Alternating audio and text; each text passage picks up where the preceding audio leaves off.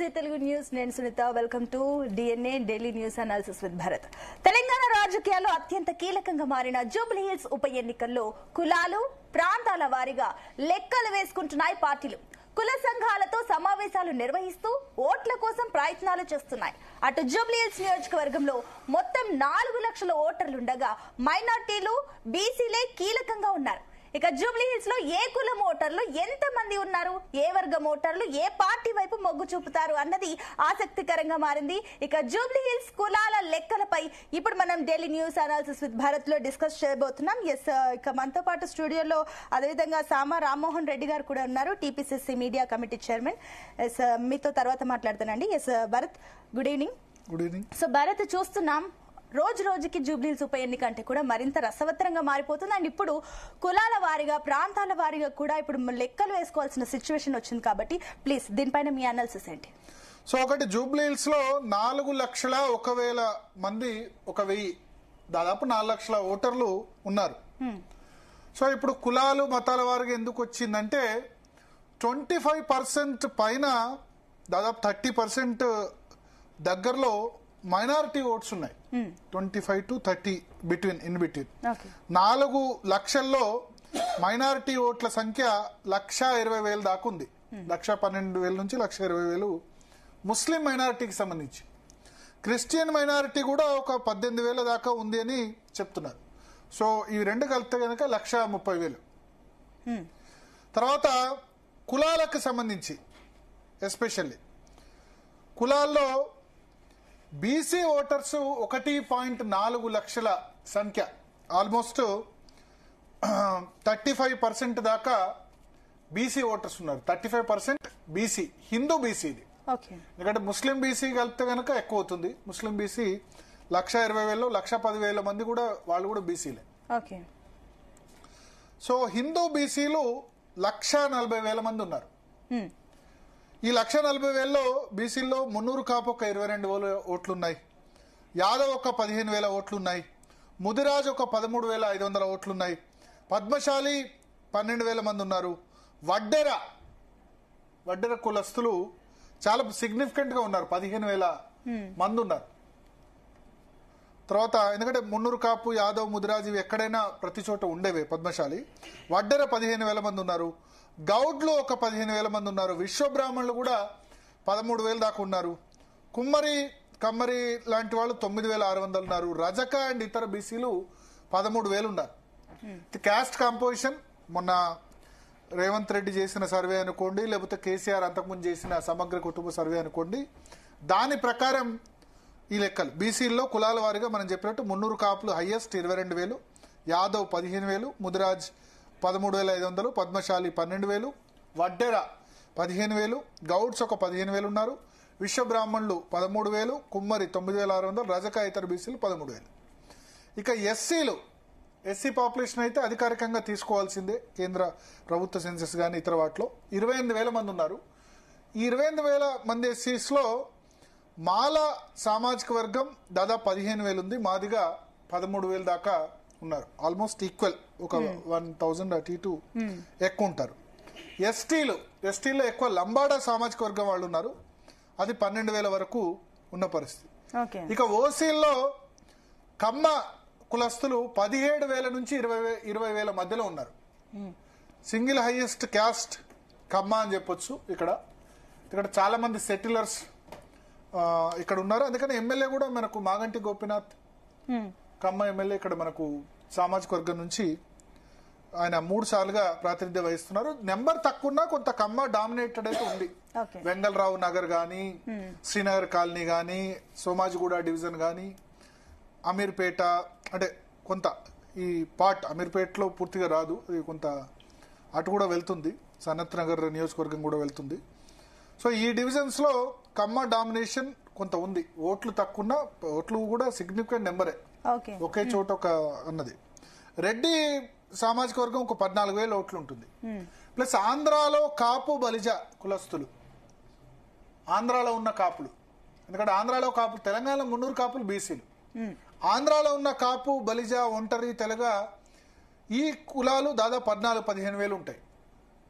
అట్లాగే వెలమ, మార్వాడి, బ్రాహ్మిన్, ఇతర ఓసీలు, north Indian voters కూడా ఒక 12,000 వరకు నార్త్ ఇండియాలో ఉన్న వాళ్ళు కూడా ఓసీలు 12,000 ఉన్నారు. నార్త్ ఇండియన్ ఓటర్స్ ఇతర వైపు చూస్తే ఒక 30-35,000 వరకు ఈజీగా ఉంటారు. సో జూబ్లీ హిల్స్ పేరుకే మనకేమంటారు, మైసూర్ బోండాలో మైసూర్ ఉండదు అన్నట్టు జూబ్లీ హిల్స్ పేరుకే రిచ్. అందరు జూబ్లీ హిల్స్ అనుకుంటే వేరే జూబ్లీ హిల్స్ కాన్స్టిట్యున్సీ అంటే జూబ్లీ హిల్స్ లో జూబ్లీ హిల్స్ ఉండదు. జూబ్లీ హిల్స్ నియోజకవర్గంలో జూబ్లీ హిల్స్ తప్ప మిగతా ఓట్లను ఉన్నాయి. మైసూర్ బోండాలో మైసూర్ లేనట్టు జూబ్లీ హిల్స్ లో జూబ్లీ హిల్స్ లేదు. జూబ్లీ హిల్స్ కిందకి వచ్చేవన్నీ కూడా బోరబండ, యూసఫ్గూడ, షేక్పేట, రహమత్ నగర్, ఇవన్నీ కూడా ఒక విధంగా చెప్పాలంటే పాపం బస్తీలో ఓటర్ ఎక్కువ. Jubilee hills constituency Banjara hills కానీ జూబ్లీ హిల్స్ కానీ మేజర్ గా ఉంది ఖైరతాబాద్ నియోజకవర్గంలో. చాలా తక్కువ పార్టీ. ఇప్పుడు ఫిలిం నగర్ కానీ ఇవన్నీ కూడా ఖైరతాబాద్ కిందకి వస్తాయి. ప్లస్ ఇంకో మేజర్ థింగ్, సినీ కార్మికులు ఉంటారు ఇక్కడ కృష్ణానగర్ లో. సినిమా కార్మికులు, సినిమా నటుల కంటే ఎక్కువ నటులంతా కూడా మణికొండ, ఫిలిం నగర్, లేకపోతే జూబ్లీ హిల్స్, బంజారా హిల్స్ నటులు ఉంటే కార్మికులు ఉండేది కృష్ణానగర్, యూసఫ్గూడ. మీకు అందుకని రేవంత్ రెడ్డి మొన్న సమ్మె చేసినప్పుడు ఆయన ఇంటర్ఫియర్ అయ్యి అక్కడ ఆ సమ్మె విరమణకు కృషి చేశారు. సినీ నిర్మాతలను ఒప్పించి కృషి చేశారు. ఫస్ట్ ర్యాలీ కూడా అక్కడనే రేవంత్ రెడ్డి తీశారు. సో ఈ సినీ కార్మికులు ఎక్కువ సంఖ్యలో ఉంటారు. మైనారిటీ ఓట్లు ఎక్కువ సంఖ్యలో ఉన్నాయి. బీసీలకు సంబంధించి కూడా మంచి రిప్రజెంటేషన్ ఉంది. అయితే కులాల వారీగా చూసుకుంటే ఇప్పుడు నేను చెప్పినట్టు కమ్మ కొంత డామినేషన్ ఉంది. అందుకని రేవంత్ రెడ్డి నిన్న స్పీచ్ లో ఎన్టీఆర్ విగ్రహం నేను ఎవరు అడ్డుకున్నా పెట్టిస్తా అని చెప్పారు. రెడ్డి కూడా సిగ్నిఫికెంట్ ఉంది. కాపు బల్జా సంబంధించి ఉన్నాయి. సో అంటే యాక్చువల్ గా ఇప్పుడు భరత్, ఇప్పుడు మెయిన్ జూబ్లీ హిల్స్ లో ఎవరు ఏ కులం వారు ఎక్కువగా ఇక్కడ కీ మేజర్ రోల్ ప్లే చేసే ఛాన్సెస్ ఉన్నాయి. అండ్ ఇంకొకటి బీసీ కార్డు, బీసీ నేతనే కూడా రంగంలోకి తీసుకొచ్చారు కాబట్టి ఇక్కడ కూడా బీసీలో ఎక్కువగా మేజర్ రోల్ ప్లే చేసే ఛాన్స్ ఉందా?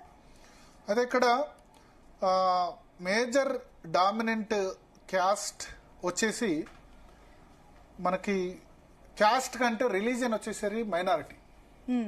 మర్చిపోకూడదు. 1,25,000 ఓట్లు. ఓఐసీ ఎందుకు క్యాంపెయిన్ చేస్తున్నారు ప్రతి చోటుకు వెళ్ళి?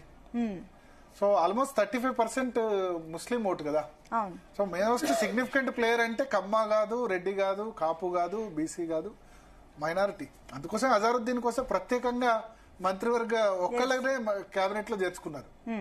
సో ఆ ఓటు బ్యాంక్ ను పూర్తిగా క్యాప్చర్ చేసుకోవాలని కాంగ్రెస్ పార్టీ ప్రయత్నిస్తుంది. అంటే ఓన్లీ జూబ్లీ హిల్స్ లో విన్ అవ్వాలని అజారుద్దీన్ కి మంత్రి పదవి ఇచ్చారనుకోవచ్చు. ఎస్, ఇంకా వేరే డౌట్ ఏముంది? ముస్లింల ఓటు కాంగ్రెస్ పార్టీ 60-70% కంటే ఎక్కువ తీసుకోవాలని భావిస్తుంది.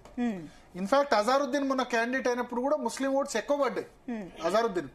మీరు చూడండి, మిగతా సిటీలో అన్ని చోట్ల కూడా బీఆర్ఎస్ కు 45-50 మెజార్టీ వస్తే ఇక్కడ 17,000 మాత్రమే వచ్చింది బీఆర్ఎస్ కి. Because minorities voted for Azharuddin. Even though ఇక్కడ ఎంఐఎం క్యాండిడేట్ నిల్చున్నారు. Last time MIM candidate Jubilee hills లో పోటీ చేశారు. బీఆర్ఎస్ చెప్తే పోటీ చేసింది. ఎందుకంటే మైనారిటీ ఓట్లు కట్ చేయండి మీరు, కొంత అజారుద్దీన్ నిల్చోండి అంటే ఎంఐఎం క్యాండిడేట్ నిల్చున్నా సరే 7,000 వచ్చాయి. అజారుద్దీన్ కోటేశారు. So Muslims key factor. ఇక హిందువుల విషయానికి వస్తే అంత అది ఉంది. కొంత కమ్మ ఈజ్ డామినెంట్ క్యాస్ట్ ఇక్కడ. కమ్మ కులం సంబంధించి మంగళరావు నగర్ కానీ మిగతా డివిజన్స్ కానీ డామినెంట్. సో నేను ఇంతకుముందు చెప్పినట్టు జూబ్లీ హిల్స్ ఈజ్ మోర్ ఏమంటారు, ఎక్కువ చూసుకుంటే గనక పాపులేషన్ అంతా కూడా ఉన్నత వర్గాలకు సంబంధించిన వాళ్ళు కాదు. పాపం బస్తీల్లో ఉన్నవాళ్ళు, బోరబండ, యూసఫ్గూడ, రహమత్ నగర్, షేక్పేట, సిటీలో తెలియని వాళ్ళకి చూడడానికి జూబ్లీ హిల్స్ అంటే రిచెస్ట్ కాన్స్టిట్యున్సీ అనుకుంటారు. కాదు. సో మాట్లాడదాం ఈ క్యాస్ట్ కంపోజిషన్స్, మైనారిటీ మంత్రివర్గం, ఇవన్నిటితో మనతో పాటు మాట్లాడేందుకు సామ రామ్మోహన్ రెడ్డి గారు, పిసిసి మీడియా అండ్ మీడియా విభాగం కన్వీనర్, ప్రస్తుతం మనతో పాటు స్టూడియోలో సిద్ధంగా ఉన్నారు. బీఆర్ఎస్ నుంచి, బీజేపీ నుంచి కూడా జాయిన్ అవుతారు. ముందుగా సామ రామ్మోహన్ రెడ్డి గారు, సో ఏంటి క్యాస్ట్ కాంపోజిషన్ కోసమేనా మైనారిటీకి, అజారుద్దీన్కి ప్రత్యేకంగా రాజ్భవన్ లో అప్పుడు కేసీఆర్ గనక మహేందర్ రెడ్డికి మంత్రివర్గం ఒక్కడి కోసం విస్తరింపజేశారు? భరత్ గారు, ముందుగా మీకు అండ్ ప్యానల్ ఉన్న మేడంకి, అదేవిధంగా జీ తెలుగు ప్రేక్షకులందరూ కూడా గుడ్ ఈవినింగ్. ఎవరు ఎన్ని అనాలిసిస్లు చెప్పినా, ఎవరు ఎన్ని సర్వేలు చేసినా, ఒక బేసిక్ ఫండమెంటల్ రాజకీయంలో ఒక ఓటర్ ఏం చూస్తాడు అని అంటే గతంలో ఉంటున్నటువంటి దానికంటే ఇప్పుడు పాలన బెహతర్ ఉందా లేదా అనేటటువంటి మాత్రం కంపేర్ చేసుకుంటాడు. సో 2023 ఎన్నికలకి ఇట మనం లెక్కలకు తీసుకుంటే మీరు ఇందాక చెప్పినటువంటి 7 డివిజన్లలో కూడా కాంగ్రెస్ పార్టీ ఈ ఓట్ స్వింగ్ గిట్ట 2018 ఎన్నికలకి 2023 ఎన్నికలకి గిట్ట తీసుకుంటే ఆడ 3 పార్టీలు కూడా అంటే బీఆర్ఎస్ పార్టీ ఓటింగ్ శాతం 2018లో ఎంతైతే వచ్చిందో అంతకంటే తగ్గింది.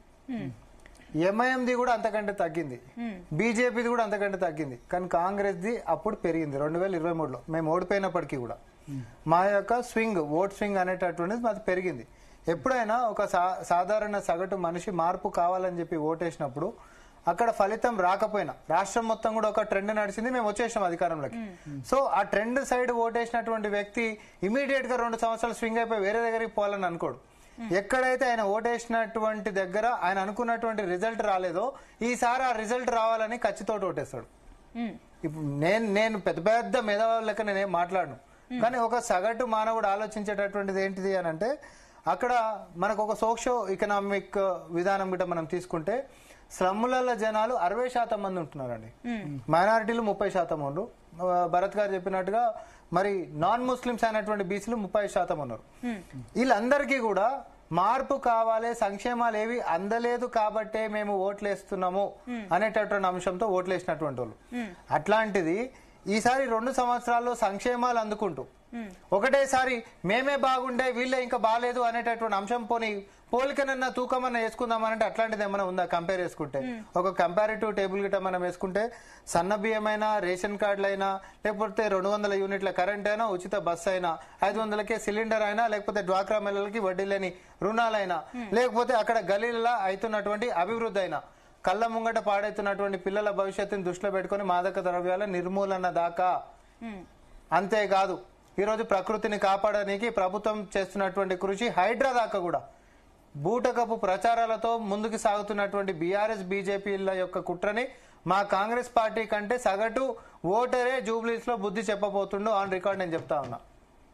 ఎందుకు అనంటే మీరు డివిజన్ వైజ్ చూస్తే సార్ రహమత్ నగర్ లో మొన్న జరిగినటువంటి ఎన్నికలలో ఎవరైతే గోపీనాథ్ గారు గెలిచినప్పుడు 54% బీఆర్ఎస్ కి వస్తే 32% మాత్రమే కాంగ్రెస్ పార్టీకి వచ్చినాడే.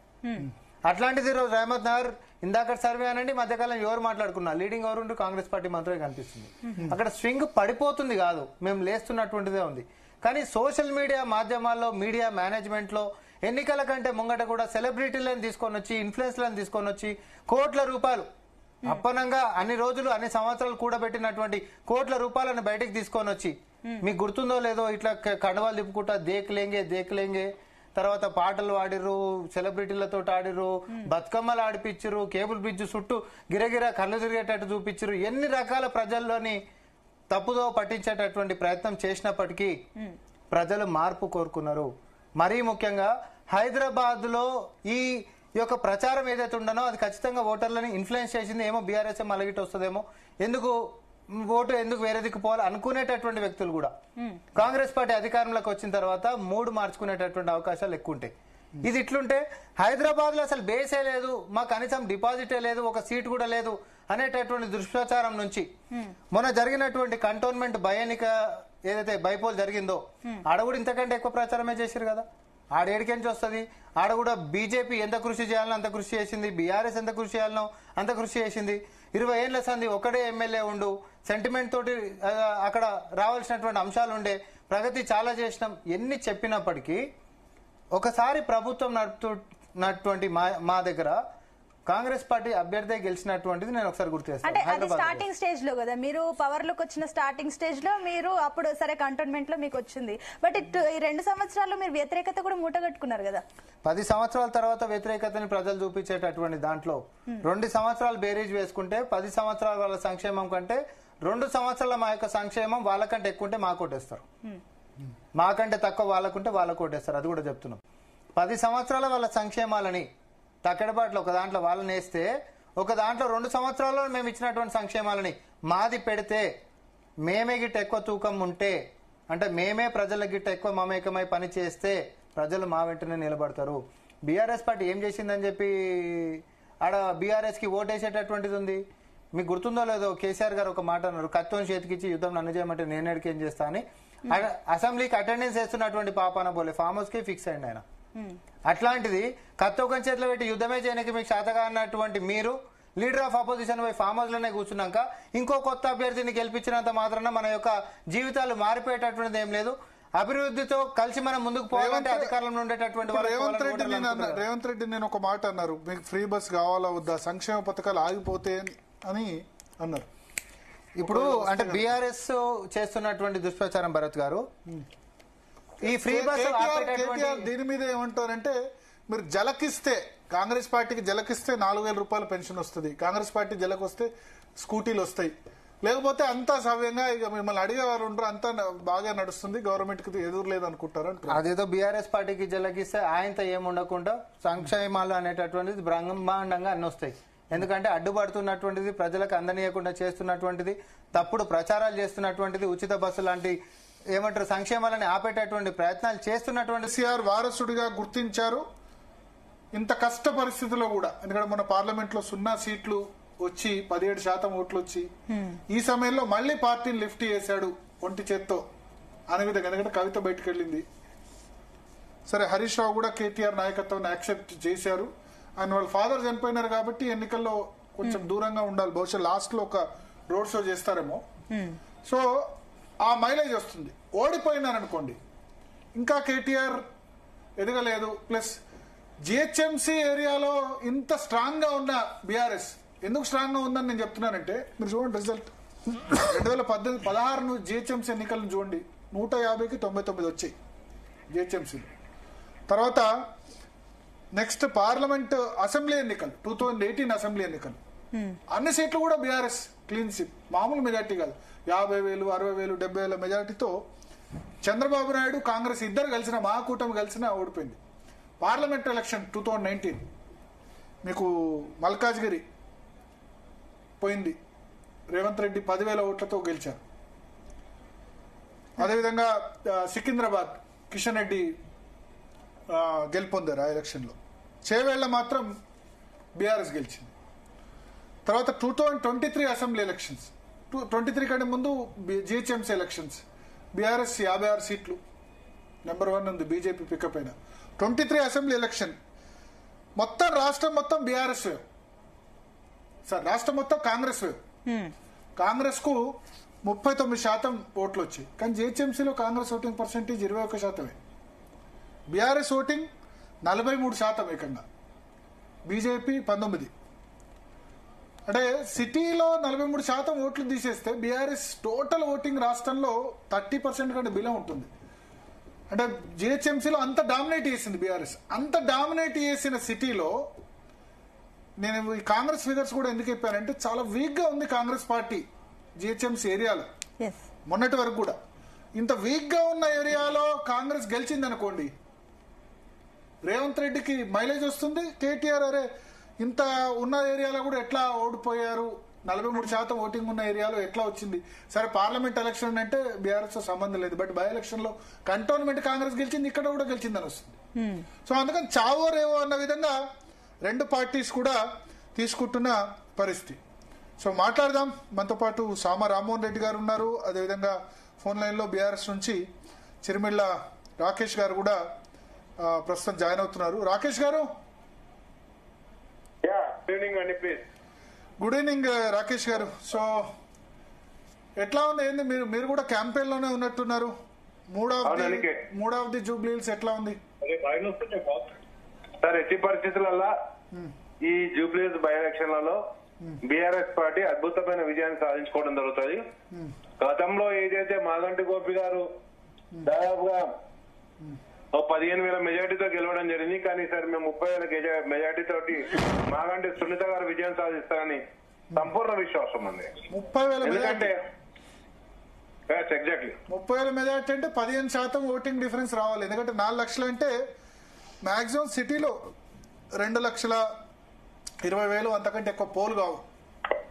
మీరు అన్న 30,000 ఓట్లు అంటే 2,20,000లో మీకు బీజేపీ వ్యాలిడ్ ఓట్లు 1,80,000 అంటే ఈసారి కొంచెం బై ఎలక్షన్ కదా, ఎక్కువ పోలేందుకు అవకాశం. 15% డిఫరెన్స్ ఉండాలి రాకేష్ గారు. డెఫినెట్ గా ఉంటుంది తప్పకుండా. ఎందుకుంటదంటే మీ ఉపోద్ఘాతంలో చెప్పడం జరిగింది.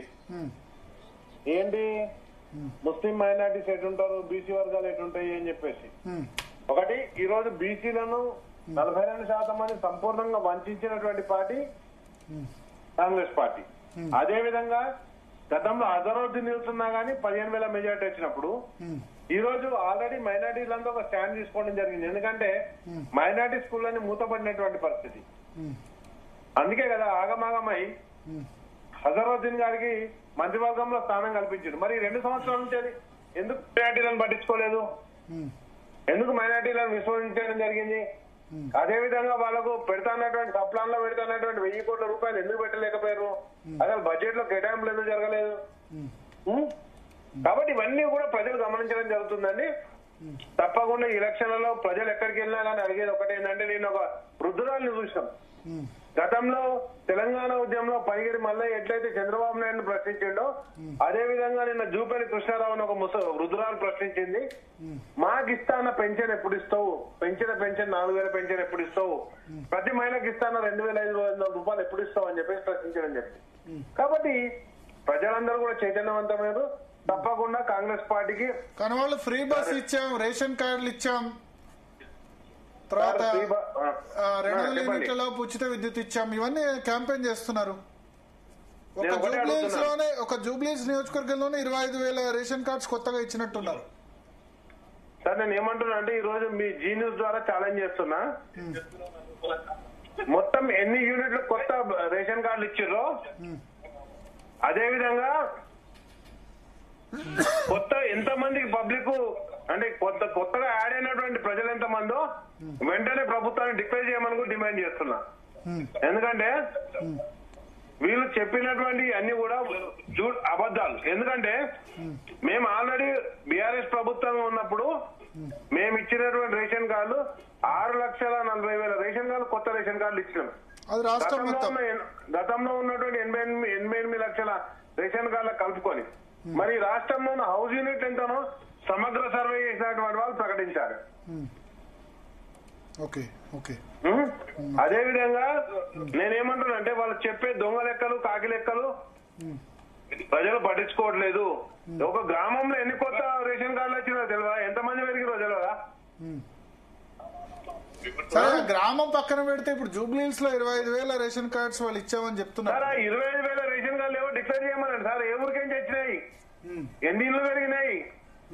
నేనేమంటా 25,000 రేషన్ కార్డులు అంటే 25 × 4 ఎంత? 1,00,000 మంది. 1,00,000 మంది. ఇప్పుడు నువ్వు ఉన్నాయే 4 లక్షల ఓట్లే, కొత్తగా పెరిగిన ఓట్లేని అదే దాదాపు అందరికి ఇచ్చేసారు. ఉన్నదానిలో అందరు ఇచ్చేసినట్టే. మరి ఇక అన్నప్పుడు ఎందుకుంటాయి? ఇవ్వలేదు, అన్ని ఇవ్వలేదు అంటారు. నేను ఏమంటున్నా, డిక్లేర్ చేయమన్నాను సార్. ఓకే. కాబట్టి ఇవన్నీ అబద్ధ మాటలు, ప్రజలు విశ్వసించడం లేదు. ఎన్నో మీరు చాలా హై ప్రొఫైల్ క్యాంపెయిన్ చేస్తున్నారు, అధికార పార్టీకి డీట్ గా ఖర్చు పెడుతున్నారు. లేదు సార్, మేము ఎక్కడ ఖర్చు పెట్టట్లేదు. ఓన్లీ ప్రజల మధ్యకి వెళ్తున్నాం, వాళ్ళను ఓటు అడగడం జరుగుతుందండి, అంతే. ఓకే. సో ఒకటి, ఇప్పుడు మైనారిటీ ఓటు పార్లమెంట్ ఎలక్షన్ లో మీకు పడలేదు, అసెంబ్లీ ఎలక్షన్ లో కూడా ఇక్కడ అజరుద్దీన్ పడింది మైనారిటీ ఓటు. ఎట్లా మరి మైనారిటీ ఓటు ఎట్లా పడితే సార్, మీరు అన్నట్టే పడితే మీరు చెప్పినట్టుగా 1,10,000 ఓట్లున్నాయి అన్నారు. మరి అజరుద్దీన్ వచ్చిన ఓట్లు ఎన్ని సార్? 63,000 వచ్చాయి. అంటే ముస్లింలు కూడా వేయలేదన్నట్టే. 1,10,000లో పోలైంది 55,000 కదా రాకేష్ గారు. అవును సార్, నేను ఏమంటున్నా అంటే పోలింగ్ పర్సెంటేజ్ 47% మొన్న లాస్ట్ టైం. 110లో ఇంకా వినండి, హిందూ ఓటింగ్ కంటే ముస్లిం ఓటింగ్ పర్సెంటేజ్ తక్కువ ఉంటుంది జనరల్ గా. ఎక్కడైనా మీరు చూడండి, నిజం. ఎందుకంటే ఓల్డ్ సిటీలో ముస్లింస్ ఎక్కువ ఉన్న చోట పోలింగ్ పర్సెంటేజ్ తక్కువ. ఓల్డ్ సిటీ హైయెస్ట్, అతి లీస్ట్ హైదరాబాద్ 37%. ఇక్కడ జూబ్లీహిల్స్ లో 1,10,000లో మైనారిటీలు మీరు చెప్పిన 50% వేసుకున్నా 55,000 కూడా కాదు పోలైంది. అండ్ నేను ఎందుకు చెప్తున్నా అంటే, మైనారిటీ ఓట్లు అజరుద్దీన్ పడ్డాయని ఎందుకు చెప్తున్నా అంటే, ఎక్కువ ఓట్లు ఉన్న షేక్పేటలో కాంగ్రెస్ కి లీడ్ వచ్చింది, మిగతా చోట్ల బీఆర్ఎస్. ఎంత లీడ్ వచ్చింది సార్? షేక్పేట డివిజన్ లో వచ్చింది 1000 ఓట్ల లీడు. అదే చెప్తున్నా, మిగతా చోట్ల రాలే, మిగతా చోట్ల అజరుద్దీన్ రాలేదు. మిగతా కాదు సార్, అంటే ఒక షేక్పేట లో కూడా మేము ఈక్వల్ ఉన్నట్టే కదా, 2,000 ఓట్ల లీడ్ ఉంది. లేదు సార్, నేను అది అవన్నీ క్యాల్కులేషన్ చూసినా. నేను ఒకటే చెప్తున్నా, ఈసారికి ఎట్టి పరిస్థితులలో మైనార్టీలంతా కూడా మాతోటే నిలబడ్డారు, హిందువులంతా కూడా మాతోటే ఉన్నారు, బీసీలంతా కూడా మాతోటే ఉన్నారు. తప్పకుండా ఒకటే నేనేమంటున్నా, కేసీఆర్ గారు ఉన్నటువంటి పథకాలన్నీ రద్దేనాయి. అది కేసీఆర్ గారు ప్రభుత్వం చేసిన పథకాలు. అది కేసీఆర్ కిట్ కావచ్చు, అమ్మాయి పుడితే 12,000 కావచ్చు, అబ్బాయి పుడితే 12,000 కావచ్చు. నేనేమంటున్నా అంటే ఇవన్నీ రద్దయిపోయినాయి. అదేవిధంగా ఈ రోజు పెన్షన్లు పెంచుతాం అనుకుంటే ఆ పెన్షన్లు కూడా పెరగలేదు. వాళ్ళు చేసేటువంటి గ్రోత్ ఏంది.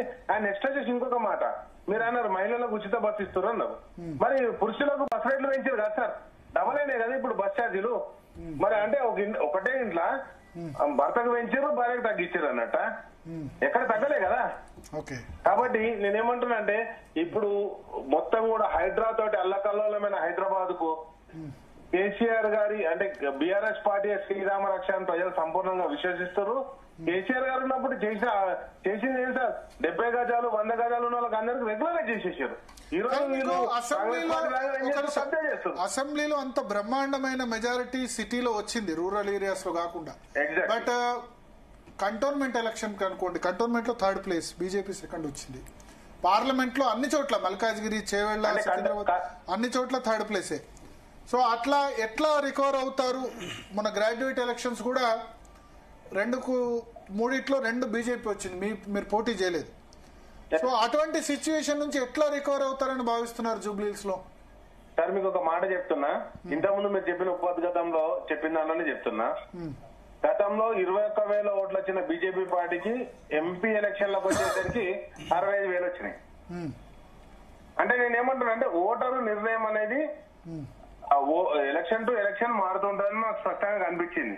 ఇప్పుడు ఇక్కడికి వచ్చేసరికి, రాష్ట్రానికి వచ్చేసరికి బీఆర్ఎస్ పార్టీ రక్ష అని ఈరోజు ప్రజలందరూ కూడా, నాట్ ఓన్లీ హైదరాబాద్, తెలంగాణ మొత్తం కూడా భావిస్తుంది. ఎందుకంటే మొన్న యూరియా కష్టాలు చూసినాం సార్. నిన్న వడ్లు కొట్టుకపోయినాయి. ఎందుకు కొట్టుకపోయినాయి సార్? బస్సా లేక, గోడ సంచులు ఏదో కొట్టుకపోయినాయి వానలో. నిజంగా గోడ సంచులు ఉన్నాయంటే దాన్ని ఎత్తి పెట్టుకుంటారు కదా రైతులు. ఓకే, ఒకసారి రామ్మోహన్ రెడ్డి గారిని అడుగుదాం. రామ్మోహన్ రెడ్డి గారు, మెయిన్ ఇప్పుడు మనం ఇంతవరకు రేవంత్ రెడ్డి స్పీచ్ విన్నాం, కేటీఆర్ స్పీచ్ విన్నాం. ఒకటి వెల్ఫేర్ స్కీమ్స్ గురించి చర్చ జరుగుతుంది. సిటీలో వాళ్ళు మేజర్గా రేజ్ చేస్తుంది ఒకటి, ఫ్రీ బస్సు ఆడవాళ్ళకి ఇచ్చారు, మొగాళ్ళ చేతుల నుంచి లాగేసుకున్నారు. రేషన్ కార్డ్స్ మీద ఉత్తుత్తి ప్రచారం, మేము కూడా రేషన్ కార్డ్స్ ఇచ్చామని చెప్తున్నారు. ప్లస్ సిటీలో ఫ్రీ వాటర్ తీసేశారు మీరు వచ్చిన తర్వాత అంటున్నారు. సార్ ఇప్పుడు ఒకటే విషయం, ముఖ్యమంత్రి రేవంత్ రెడ్డి గారి ప్రసంగం మనం చూసినాం, అండ్ కేటీఆర్ గారిది కూడా మనం చూసినాం. చాలా స్పష్టంగా మనకు అనిపిస్తుంది ఏంటిది అని అంటే, కేటీఆర్ గారు ఓన్లీ సెంటిమెంట్ నమ్ముకున్నాడు, రేవంత్ రెడ్డి గారు డెవలప్మెంట్ నమ్ముకున్నారు. సో సెంటిమెంట్ వర్సెస్ డెవలప్మెంట్ అనేటటువంటి యుద్ధం ఈరోజు జూబ్లీహిల్స్ ఉప ఎన్నికలు జరుగుతూ ఉంది చాలా స్పష్టంగా. అయితే ఇప్పుడు రాకేష్ గారు చెప్పినటువంటి అంశాలు గిట్ట మనం గిట్ట తీసుకుంటే, గతంలో మరి సన్నబియ్యం వచ్చినాయా, 500కి గ్యాస్ సిలిండర్ వచ్చిందా, 200 యూనిట్ల కరెంట్ వచ్చిందా, ఉచిత బస్సు పోని మహిళల కన్నా వచ్చిందా, లేకపోతే మహిళా డ్వాక్రా గ్రూప్లకి వడ్డీ లేని రుణాలు గిట్ట మీరు ఇచ్చిండ్రా, లేకపోతే పిల్లలకి ప్రభుత్వ కొలువులు గిట్ట మీరు అందించిర్రా? ఓన్లీ జూబ్లీహిల్స్ కే గిట్ట కన్ఫైన్ మనం మాట్లాడదాం. చలో సంక్షేమం చాలా ఫ్రీ వాటర్ కూడా వస్తుంది, చాలా తప్పది. మీరు గ్రౌండ్ రిపోర్ట్ తీసుకోవాలి, కెమెరా ఇప్పుడు కూడా కంటిన్యూ అవుతుంది. ఇది అదే ఇప్పుడు నేను అదే అంటున్నా కదా, ప్రభుత్వం రాగానే 100 రోజులలో కూలిపోతుంది, ఇది నిలబడదు, పార్లమెంట్ దాకా కూడా ఉండదు అని చెప్పి మాట్లాడినారు. తర్వాత ఏమైంది? పార్లమెంట్ ఎన్నికలలో కూడా ఇందాకనే పాపం కేటీఆర్ గారు చాలా ఉత్సాహంగా మాట్లాడిండు. నేను కార్లో వస్తుండే, టీవీలో కాదు ఫోన్లో చూసిన, నేను ఒక ఆయన చెప్తుండు సర్వేలలో బ్రహ్మాండంగా మనం గెలుస్తున్నాము, డిపాజిట్లు దాన్ని పోతాయంట అని అంటే, వెనకటికి ఈ పెద్ద మనిషి సర్వే ఇస్తే 12 ఎంపీ సీట్లు బీఆర్ఎస్ పార్టీ గెలుస్తుందని చెప్పారు. మరి ఆ సంబరాలలోనే ముంగడికి సాగినటువంటి కేటీఆర్ గారు పార్లమెంట్ లో బీఆర్ఎస్ పార్టీ 12 సీట్లు గెలవబోతుందంటే, ఆ సంబరాలనే ముందుకు సాగినటువంటి కేటీఆర్ గారు వెనక్కి మళ్ళీ చూస్తే గుండు సున్నా ఇచ్చిండు. ప్రజలు ఏమిచ్చిండ్రు? సర్వేలో 12 ఇస్తే ప్రజలు మాత్రం గుండు సున్నా ఇచ్చారు. సేమ్ ప్రోగ్రెస్ రిపోర్ట్ ఈసారి జూబ్లీహిల్స్ ఉప ఎన్నికల్లో కూడా రిపీట్ కాబోతుంది. దీంట్లో ఎట్లాంటి అనుమానం లేదు. మేమనేది ఒకటి సార్, కమిట్మెంట్ ఉన్నప్పుడు, మాట ఇచ్చినప్పుడు, పారదర్శకమైనటువంటి పరిపాలన మేము అందిస్తున్నప్పుడు, మేము ఇదే ఓపెన్ ఛాలెంజ్ ఇస్తున్నాం. ఇది అదే డివిజన్లో మాట్లాడినాం. మేము రోడ్ షో చేసినాం, ఆయన స్టేజ్ షో చేసిండు. ఆయన ఆల్రెడీ తంబాలు వేసుకున్నాడు, దానికి పెద్ద ఫ్లడ్ లైట్లు కట్టుకున్నాడు, డిజిటల్ డిస్ప్లే బోర్డులు పెట్టుకున్నాడు, ఎల్ఈడి స్క్రీన్లు పెట్టిండు. అట్లా ఇట్లా మెరవాలని, నా పార్టీ బతికే ఉందని చెప్పుకోవాలని చెప్పి ఎన్ని లైట్లు వేయాలనో అన్ని లైట్లు వేసి దాన్ని బతికించేటటువంటి ప్రయత్నాలు చేస్తుండ్రు.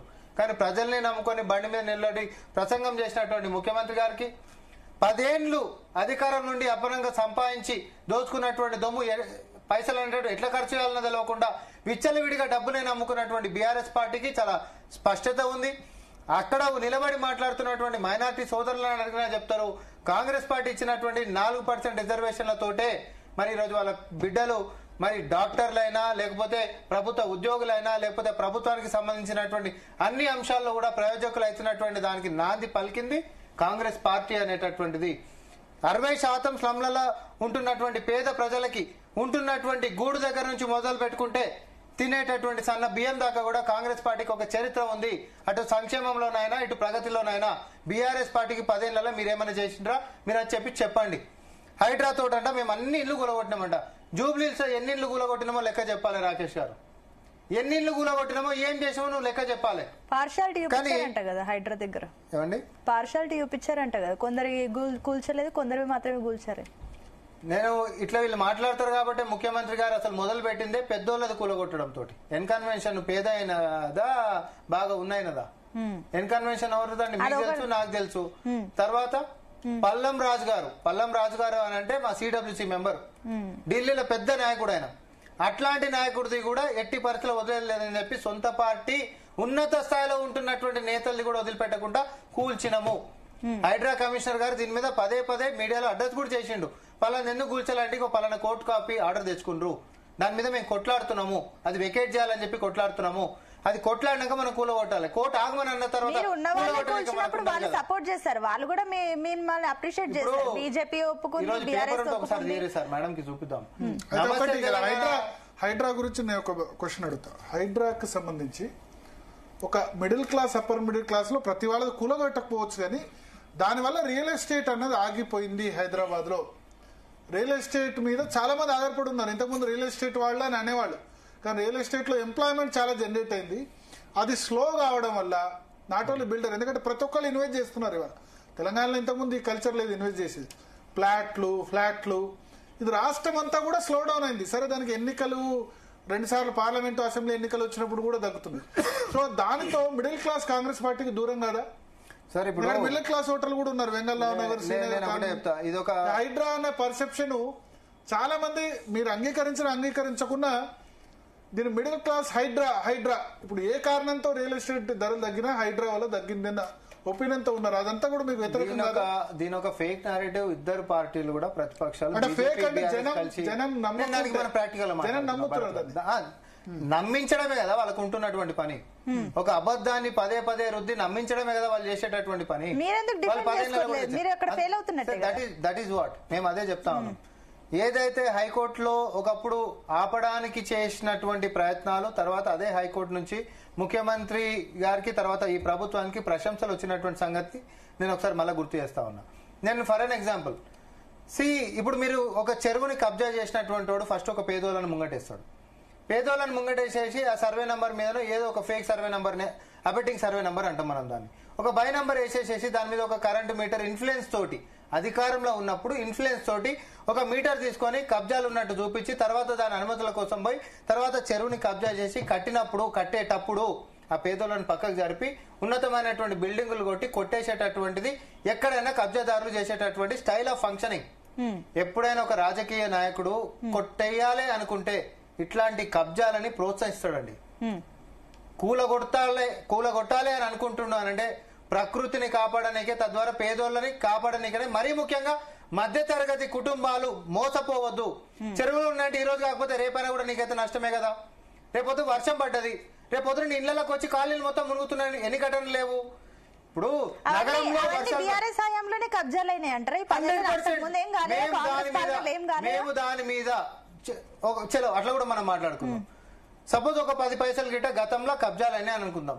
గతంలో 10 పైసలు కబ్జాలైనాయి కాబట్టి నేను 90 పైసలు కూడా నేను కొట్టేసేస్తా అని చెప్పి ఈ 10 సంవత్సరాల్లో ప్రకృతిని మొత్తం విఘాతం చేసేటటువంటి కార్యాచరణకి బీఆర్ఎస్ పార్టీ పూనుకుందా లేదా? దీన్ని పవర్ పాయింట్ ప్రజెంటేషన్ మా డిప్యూటీ చీఫ్ మినిస్టర్ బట్టి విక్రమార్క గారు సచివాలయం నుంచి మరి మేము ఇచ్చినాము. సార్ మేడం ఇప్పుడు మేము ఒక్క నిమిషం రాకేష్ గారు ఉన్నారు కదా, ఒకసారి రాకేష్ గారు ఏం చెప్తారు? మీ హయాంలోనే మొత్తం వాళ్ళు 10 పైసలు చేస్తే మీరు 90% చేశారు కబ్జాలని చెప్పేసి అంటున్నారు. ఒక చిన్న ఉదాహరణ ఇదే కన్వెన్షన్ దగ్గరికి జేసీబీ పోయి నాగపాం పడిగిప్పిన టిప్పి మళ్ళీ ఎందుకు తోక ముడిచి వచ్చింది ఆయన చెప్తారు. ఒక్క నిమిషం రాకేష్ గారు. మేడం నేను ఏమంటున్నా అంటే నిజంగానే మాకు మేము కబ్జా చేసిందా మరి కూలగొట్టేమనండి, మేము వద్దంటున్నామా? We are open challenging. ఏమున్నా డిక్లేర్ చేయమని చెప్పండి ఒకటే. అండ్ నెక్స్ట్ వచ్చేసి బీజేపీ పార్టీని దగ్గరుండి గెలిపించినటువంటి ముఖ్యమంత్రి గారు ఉన్నారు మనకు. ఎందుకంటే కొడంగల్లో రేవంత్ రెడ్డి గారి కాన్ఫరెన్స్ లో సొంత కాన్ఫరెన్స్ లోనే మైనస్ ఓట్లు ఇచ్చేసి ఆయనకు వచ్చిన మెజార్టీ నుంచి తగ్గించేసుకొని డికేఆర్ నగర్ బీజేపీ ఎంపీ గెలిచారు. ఆయన ఇంతకుముందు ప్రాతినిధ్యం వహించిన మల్కాజ్గిరిలో కూడా బీజేపీనే గెలిపించారు. కాబట్టి నేనేమంటాను, ఇట్లాంటి ఆరోపణలు చేసుకుంటూ పోవచ్చు. ఇవి కాదు నేను చేయాల్సింది. కన్స్ట్రక్టివ్ వేలో మీరు ఇచ్చినటువంటి మేనిఫెస్టోలో ఏదన్నా జరిగిందా, నిర్మాణాత్మకంగా ఏదైనా జరిగిందా? ఈ రోజు ఎందుకు ఇప్పటివరకు బీసీ ఫీజు రియంబర్స్మెంట్ ఇవ్వట్లేదు? పాతే అంటారు. మీరు 2 సంవత్సరాల నుంచి ఉన్న అవన్నీ ఇవ్వండి. BC fees reimbursement, minorities, SC ఏవైతే రియంబర్స్మెంట్ ఉన్నాయో అవన్నీ ఇవ్వండి. కాబట్టి నేను ఏమంటానంటే ఇవన్నీ జూటా మాటలు చెప్పేసి ఏదో నిన్ను నచ్చి బెదిరిస్తారా ప్రజలు నచ్చుకొని? ఒకవేళ బీఆర్ఎస్ పార్టీ గెలిస్తే సీఎం ఎవరు? రేవంత్ రెడ్డి. మేము గెలిచినా కానీ సీఎం రేవంత్ రెడ్డి కదా. మీ సన్న బియ్యం పోతాయి, మీ ఉచిత బస్సు పోతుంది. అంత భయం ఎందుకు? అంటే మేము ఒక్క ఎమ్మెల్యే సీట్కి వెళ్తే అవన్నీ పోతాయా? అంటే అంత భయం ఎందుకున్నాడు సీఎం గారు? కాబట్టి నేనేమంటానంటే కంప్లీట్ గా ఒక భయానకమైనటువంటి సిచ్యువేషన్ ఉన్నాడు. ఆ చైర్ ఉంటుందా పోతుందా అని ఆయన తెలియకుండా అజరుద్దీన్ మంత్రి అయిండు. ఎందుకంటే పిసిసి అధ్యక్షుడే చెప్పిండు అజరుద్దీన్ మంత్రి అవుతున్నా అంటే ఏమో నాకు ఇన్ఫర్మేషన్ లేదన్నాడు. వాళ్ళకి ఎవరికి ఇన్ఫర్మేషన్ లేదు, అదే విధంగా కన్ఫర్మేషన్ లేదు, అది ఏం చేస్తుండో క్లారిటీ లేదు. కాబట్టి ఒకటే కాంగ్రెస్ పార్టీ ఏంటంటే కన్ఫ్యూజన్ లోకి వెళ్తామని ట్రై చేస్తున్నారు. ప్రజలేం కన్ఫ్యూజన్ లేదు, క్లారిటీ తోటి ఉన్నారు. మొన్న యూరియా కష్టాలు చూసారు, ఈరోజు హైదరా కష్టాలు చూస్తారు. తప్పకుండా ప్రజలు ఒక ఖచ్చితమైన నిర్ణయానికి వచ్చారు. బీఆర్ఎస్ పార్టీని అద్భుతమైనటువంటి మెజార్టీతో గెలిపిస్తారు.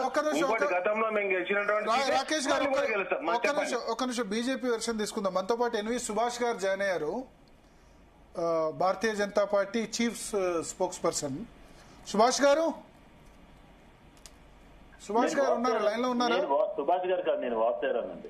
సారీ వాసుదేవరావు గారు బీజేపీ ట్రెజరర్, రాష్ట్ర కోశాధికారి మనతో పాటు ఫోన్ లైన్ లో సిద్ధంగా ఉన్నారు. వాసుదేవరావు గారు, నేను మీరు కార్పెట్ బాంబింగ్ అంటే జూబ్లీ హిల్స్ ప్రజల మీద బాంబింగ్ చేస్తారా? పీసీఆర్ మార్చండి. వాసుదేవరావు గారు బీజేపీ ట్రెజరర్ ఫోన్ లైన్ లో సిద్ధంగా ఉన్నారు. ఓకే, అది అర్థం చేసుకునే వాళ్ళు బట్టి ఉంటుంది.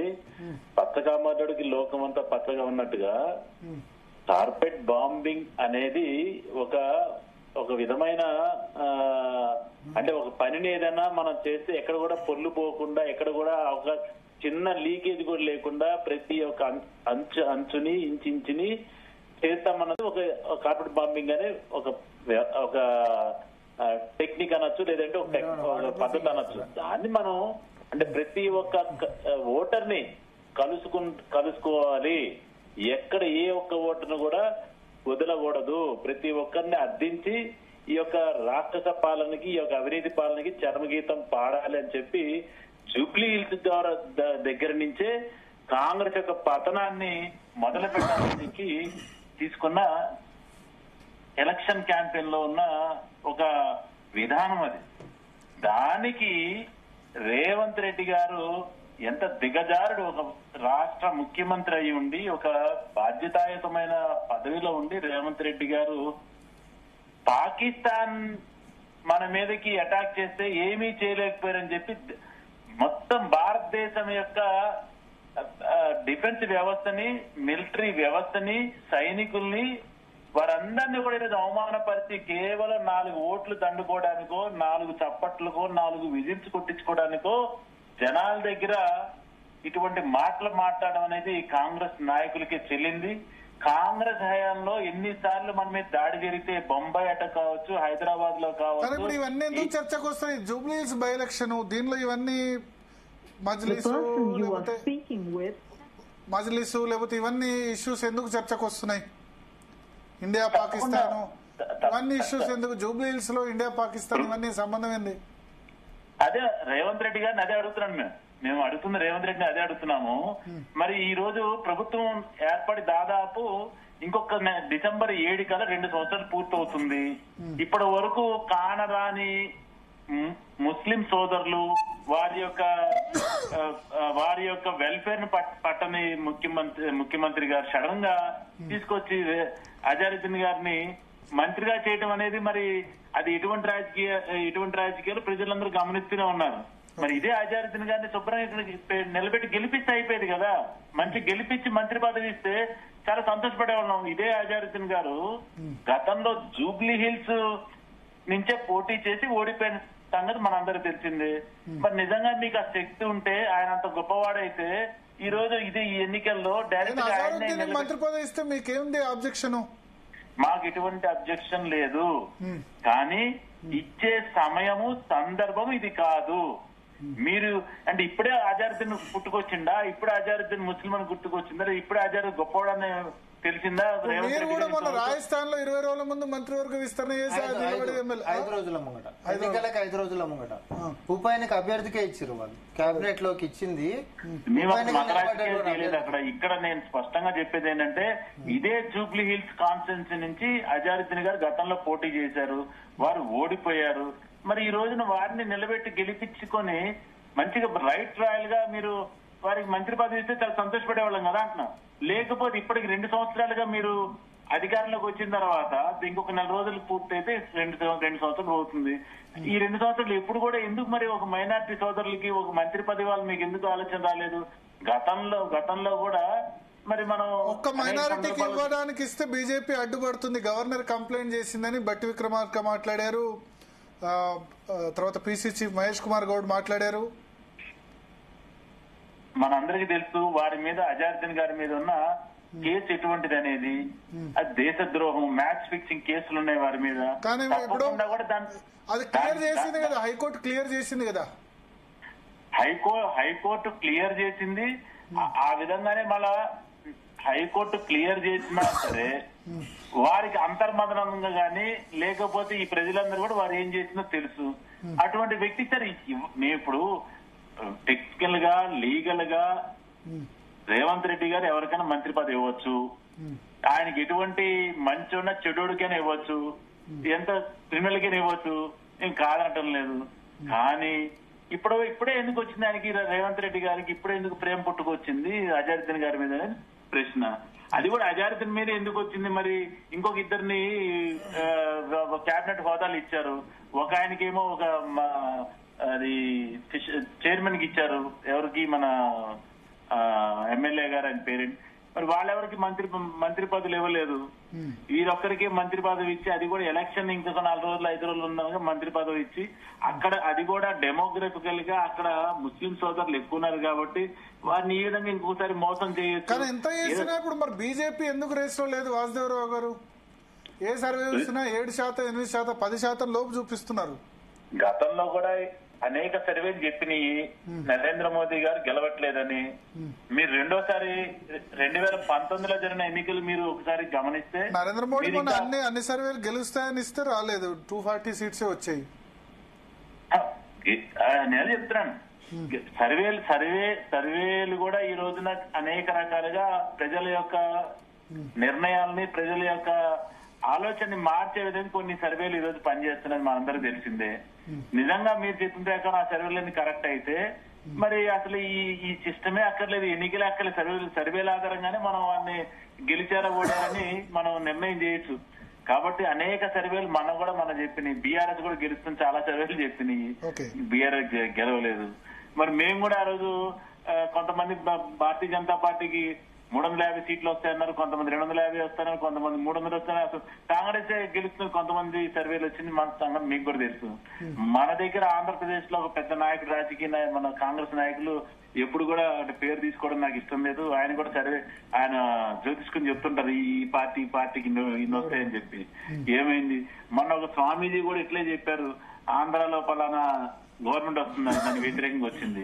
కాబట్టి సర్వేల ఆధారంగా కొన్ని సర్వేలు కావాలని ప్రజల యొక్క ఆలోచన చరణని, ధోరణిని అంటే తిప్పుకోవడం కోసం చేసింది తప్పితే ఖచ్చితంగా భారతీయ జనతా పార్టీ జూబ్లీహిల్స్ లో ఈ రోజు కాషాయ జెండాని ఎగరవేస్తుంది. మీరు ఒకసారి లైన్ లో ఉండండి వాసుదేవరావు గారు. సామాన్య రెడ్డి గారు, ఏంది కార్పెట్ బాంబింగ్ అంటే ఇండియా పాకిస్తాన్ ఎందుకు తీశారు రేవంత్ రెడ్డి? సార్ ఇప్పుడు ఫస్ట్ ఆఫ్ ఆల్ పోలరైజ్ చేయాలని మీ సైడ్ నుంచే నాకు అనిపిస్తుంది. మైనారిటీ ఓటు కాంగ్రెస్ వైపు పోలరైజ్ చేయాలని అన్ని ప్రయత్నాలు చేస్తున్నారు. భరత్ గారు ముందుగా అసలు ఫస్ట్ ఈ కార్పెట్ బాంబింగ్ అనేటటువంటి టర్మ్ ని, ఆ యొక్క పదాలని ఎవరి మీద వాడతారండి? ఎవరి మీద వాడతారు? శత్రు దేశాల మీద వాడతారు. ఒక బాంబులు వేస్తున్నాము, కార్పెట్ బాంబింగ్ అనేటటువంటిది ఆ గాలిమంటర్ ఒకటేసారి వదిలిపెట్టేసేసి కార్పెట్ పడతాయి అనమాట, సైమల్టేనియస్ అన్ని బాంబులు. దాన్ని కార్పెట్ బాంబింగ్ అంటాం. అవి ఎవరి మీద వాడతాము? శత్రు దేశాల మీద వాడేటటువంటి భాషని సొంత దేశ ప్రజల మీద వాడిర్రు అని అంటే ఇంతకు మించినటువంటి ఒక దుర్బుద్ధితో కూడుకున్నటువంటి రాజకీయం ఇంకోటి ఏమైనా ఉంటుందా? నిన్న ముఖ్యమంత్రి రేవంత్ రెడ్డి గారు అదే మాట్లాడుకుంటున్నారు. శత్రు దేశాల్లో అంటే పాకిస్తాన్ లాంటి దేశం మీద వాడాల్సినటువంటి పదాలని నా సొంత ప్రజల మీద వాడితే ఊరుకుంటూ సహించేది లేదు అనేటటువంటిది ఆయన భావన వచ్చేటటువంటిగా నిన్న చేసినటువంటి ప్రసంగంలో మనకు చాలా స్పష్టంగా కనిపించింది. ఇప్పుడు నేనేమంటున్నా అంటే ఫస్ట్ ఆఫ్ ఆల్ నువ్వు ఆ భాష ప్రజల మీద వాడినందుకు కిషన్ రెడ్డి గారు కానీ బీజేపీ నేతలు కానీ మొత్తం కూడా ఏమడికి నేలకి ముక్కు రాసి మరి చెప్పాలి. తోక ముడిచింది ఇండియన్ ఆర్మీని కించపరిచే విధంగా మాట్లాడారని చెప్పి సో ఇందాక వాసుదేవరావు గారు ఓపెనింగ్ స్టేట్మెంట్ లో ఒక మంచి మాట అన్నాడు. పచ్చకామర్లోనికి లోకమంతా పచ్చనే కనిపిస్తుంది, మనకి వేరే లెక్క చూద్దామని కనిపించదు. కాబట్టి బీజేపీలో కూడా అర్థంలో కూడా అనర్థాలే కనిపిస్తుంటాయి. కాబట్టి వాళ్ళకి ముఖ్యమంత్రి గారు అన్నటువంటి మాటలేంది? బీజేపీ నాయకత్వపు వైఫల్యాన్ని, అన్ని సామర్థ్యాలు ఉంటున్నటువంటి మన యొక్క సైన్యాన్ని వెనకాలకి ఎందుకు రప్పించాల్సినటువంటి అవసరం ఉంది? ఆపరేషన్ సింధూర్ అప్పుడు మన సైన్యము పాకిస్తాన్ లోపలికి పోయి దాన్ని మట్టుపెట్టేటటువంటి శక్తి సామర్థ్యాలు మనకు ఉంటున్నప్పటికీ లోపలికి పోయి యుద్ధం మొదలైన తర్వాత అర్ధాంతరంగా వెనక్కి రప్పించాల్సినటువంటి అవసరం ఏమొచ్చిందని చెప్పి ముఖ్యమంత్రి రేవంత్ రెడ్డి గారు బీజేపీ నాయకత్వ వైఫల్యాన్ని ప్రశ్నించిండు. ఇంకొక విషయం నేను గుర్తు చేస్తా ఉన్నా. ఆపరేషన్ సింధూర్ స్టార్ట్ అయినప్పుడు మొత్తం భారతదేశంలో అన్ని రాష్ట్రాల్లో ఏ బీజేపీ నాయకుడు కూడా ముందుకు రాకంటే ముంగటనే తెలంగాణ నుంచి మన ముఖ్యమంత్రి రేవంత్ రెడ్డి గారు రోడ్డెక్కి ర్యాలీ తీసి మన యొక్క ఆర్మ్డ్ ఫోర్సెస్ కి సోలిడారిటీగా నిలబడి మద్దతు పలికి 4 కోట్ల మంది తెలంగాణ ప్రజలు మీ వెనకాల నిలబడ్డారు. మీరు నిర్భయంగా ముందుకు పోండి, మేమందరం మీ వెనకాల ఉన్నాం అనేటటువంటి ఒక మనోధైర్యాన్ని, ఆయనకుంటున్నటువంటి దేశభక్తిని రోడ్డు మీద నడుచుకుంటా ర్యాలీ తీసుకుంటా అదే ఆర్మ్డ్ ఫోర్సెస్ కి సంబంధించినటువంటి రిటైర్డ్ అధికారులతో చేసినటువంటి ఏదైతే ర్యాలీ ఉండనో అది సాక్ష్యం కాదా అంటున్నా. మీ ముఖాలకు ఎప్పుడు చేసిండ్రా? మీరు ఏ రోజు అనగిట్టి ఇట్లాంటి జరిగినరా? అసలు ఆర్మ్డ్ ఫోర్సెస్ మీరు ఎందుకు వెనకాలకి రప్పించారు? పుల్వామా ఘటన జరిగితే విచారణతోటి ఇప్పటివరకు లోపటేసినటువంటి ఒక పేరు చెప్పానండి. ఎన్నికల కంటే ముంగట పుల్వామా ఘటన జరిగింది, మన సైన్యం చచ్చిపోయారు. గాలి మోటార్లలో పోవాల్సినటువంటి సైన్యానికి అనుమతులు లేకుండా కావాలని ట్రక్కులలో పంపించి అక్కడ కనీసం చెకింగ్ అనేటటువంటి లేకుండా భద్రత అనేటటువంటి లోపాలు చాలా స్పష్టంగా కనిపిస్తున్నట్టు ఇది మేము మాట్లాడేటువంటివి కాదు. ఈ దేశ హితం కోసం ఆలోచించేటటువంటి ఎవడైనా బీజేపీ చేసేటటువంటి నీచపు రాజకీయాలను గుర్తుపడతారు. కాబట్టి దయచేసి ఇట్లాంటి పచ్చకామలకు మాటలు పనిచేయండి అని చెప్తా ఉన్నాం. నిన్న రేవంత్ రెడ్డి గారు మాట్లాడింది దయచేసి మీ టీవీలో ఒకసారి ప్లే చేసిన తర్వాత మళ్ళీ మాట్లాడదాం. ఇప్పుడు వీరు ఎవరు మాట్లాడారు, నాకు వారి పేరు తెలియదు, ఎందుకంటే నాకు రామ్మోహన్ రెడ్డి గారు బీజేపీ స్టూడియోలో ఉన్నారు కాబట్టి రామ్మోహన్ రెడ్డి గారు మీరు మేమంతా అవుతారు. మీరు ఒకసారి ఆయన ఇప్పుడే చెప్పారు కదా, అది కూడా మీ రికార్డ్ లో ఉంది. ఆయన ఏం చెప్పారు భాష్యము, రేవంత్ రెడ్డి గారి మాటలకు భాష్యం చెప్పారు కదా, ఒకసారి మీరు టీవీలో దాన్ని ప్లే చేసినారు, మళ్ళీ మాట్లాడితే బాగుంటుంది. ఇది ప్రేక్షకులు చూస్తున్నారు. ఒక్కసారి 2 నిమిషాల 30 సెకండ్స్ ఉంది కదా, రెండోది అది ఒకసారి ప్లే చేస్తే వారు ఇచ్చిన భాష్యాలు తెలుసు. ఎందుకంటే పచ్చ కామెర్లు ఇవన్నీ చెప్పుకొచ్చారు కదా, ఒక్కసారి ఆ కామెర్లు ఏంటో ఒక్కసారి మళ్ళా మీరు వీడియో ప్లే చేస్తే రెండో విషయం ఇంకొకటి ఆయన చెప్తున్నారు కదా, ఏది అక్కడికి వెళ్లి సైనికుల్ని అంటే వెనక్కి తీసుకొచ్చారని. వారికి చరిత్ర బాగా తెలిస్తే ఇప్పుడు ఎన్ని యుద్ధాలు జరిగింది పాకిస్తాన్ తో, ఎన్నిసార్లు మనం ఏ విధంగా ప్రవర్తించాం, ఎన్నిసార్లు మనం వారిని కొట్టాము, ఎన్నిసార్లు మనం వారు పట్టుకుని బందీలుగా వదిలేసాము, ఎన్నిసార్లు మనం భూమిని వదులుకున్నాం అనేది ఒక్కసారి అది కావాలంటే మళ్ళా సపరేట్ చర్చ పెడితే నిజంగా భారతీయ జనతా పార్టీ ఏ విధంగానైతే ఎదుర్కొందో ప్రతి దాడిని, ముంబైలో ఏ విధంగా దాడి జరిగితే ఈ కాంగ్రెస్ ప్రభుత్వం ఏం చేసింది, లేదా హైదరాబాద్ లో బాంబులు పేలిస్తే ఏం చేసింది, పాకిస్తాన్ కాశ్మీర్ దగ్గర ఏదైతే 2-3 మనకి యుద్ధాలు జరిగినాయో అప్పుడు ఏం చేసిందో ఒక్కసారి అది ప్రజలందరూ తెలుసు. లేకపోతే దానికి కూడా మళ్ళీ ఇంకొకసారి చర్చ పెడితే నిజంగా వీళ్ళు ఏం చేశారనేది ప్రజలకు ఇంకొకసారి మీ జీ న్యూస్ ముఖంగా తద్వారా కూడా ప్రజలకు తెలియని చెప్పి నా కోరిక. మీరు ఒక్కసారి ప్లే చేయండి రేవంత్ రెడ్డి గారు నేను ఏం చేస్తారు అంటే ప్లే చేస్తారు. బట్ ఆయనైతే అన్నది ఒకటి ఏంటంటే పాకిస్తాన్ పేరు తీసుకున్నారు. పాకిస్తాన్ పేరు తీసుకున్నారు. అవార్డు వాడలేను, అవార్డు ఆయన వాడితే అక్కడ చేత కాదు కానీ ఇక్కడ ఒకటే ఏ నాయకుడు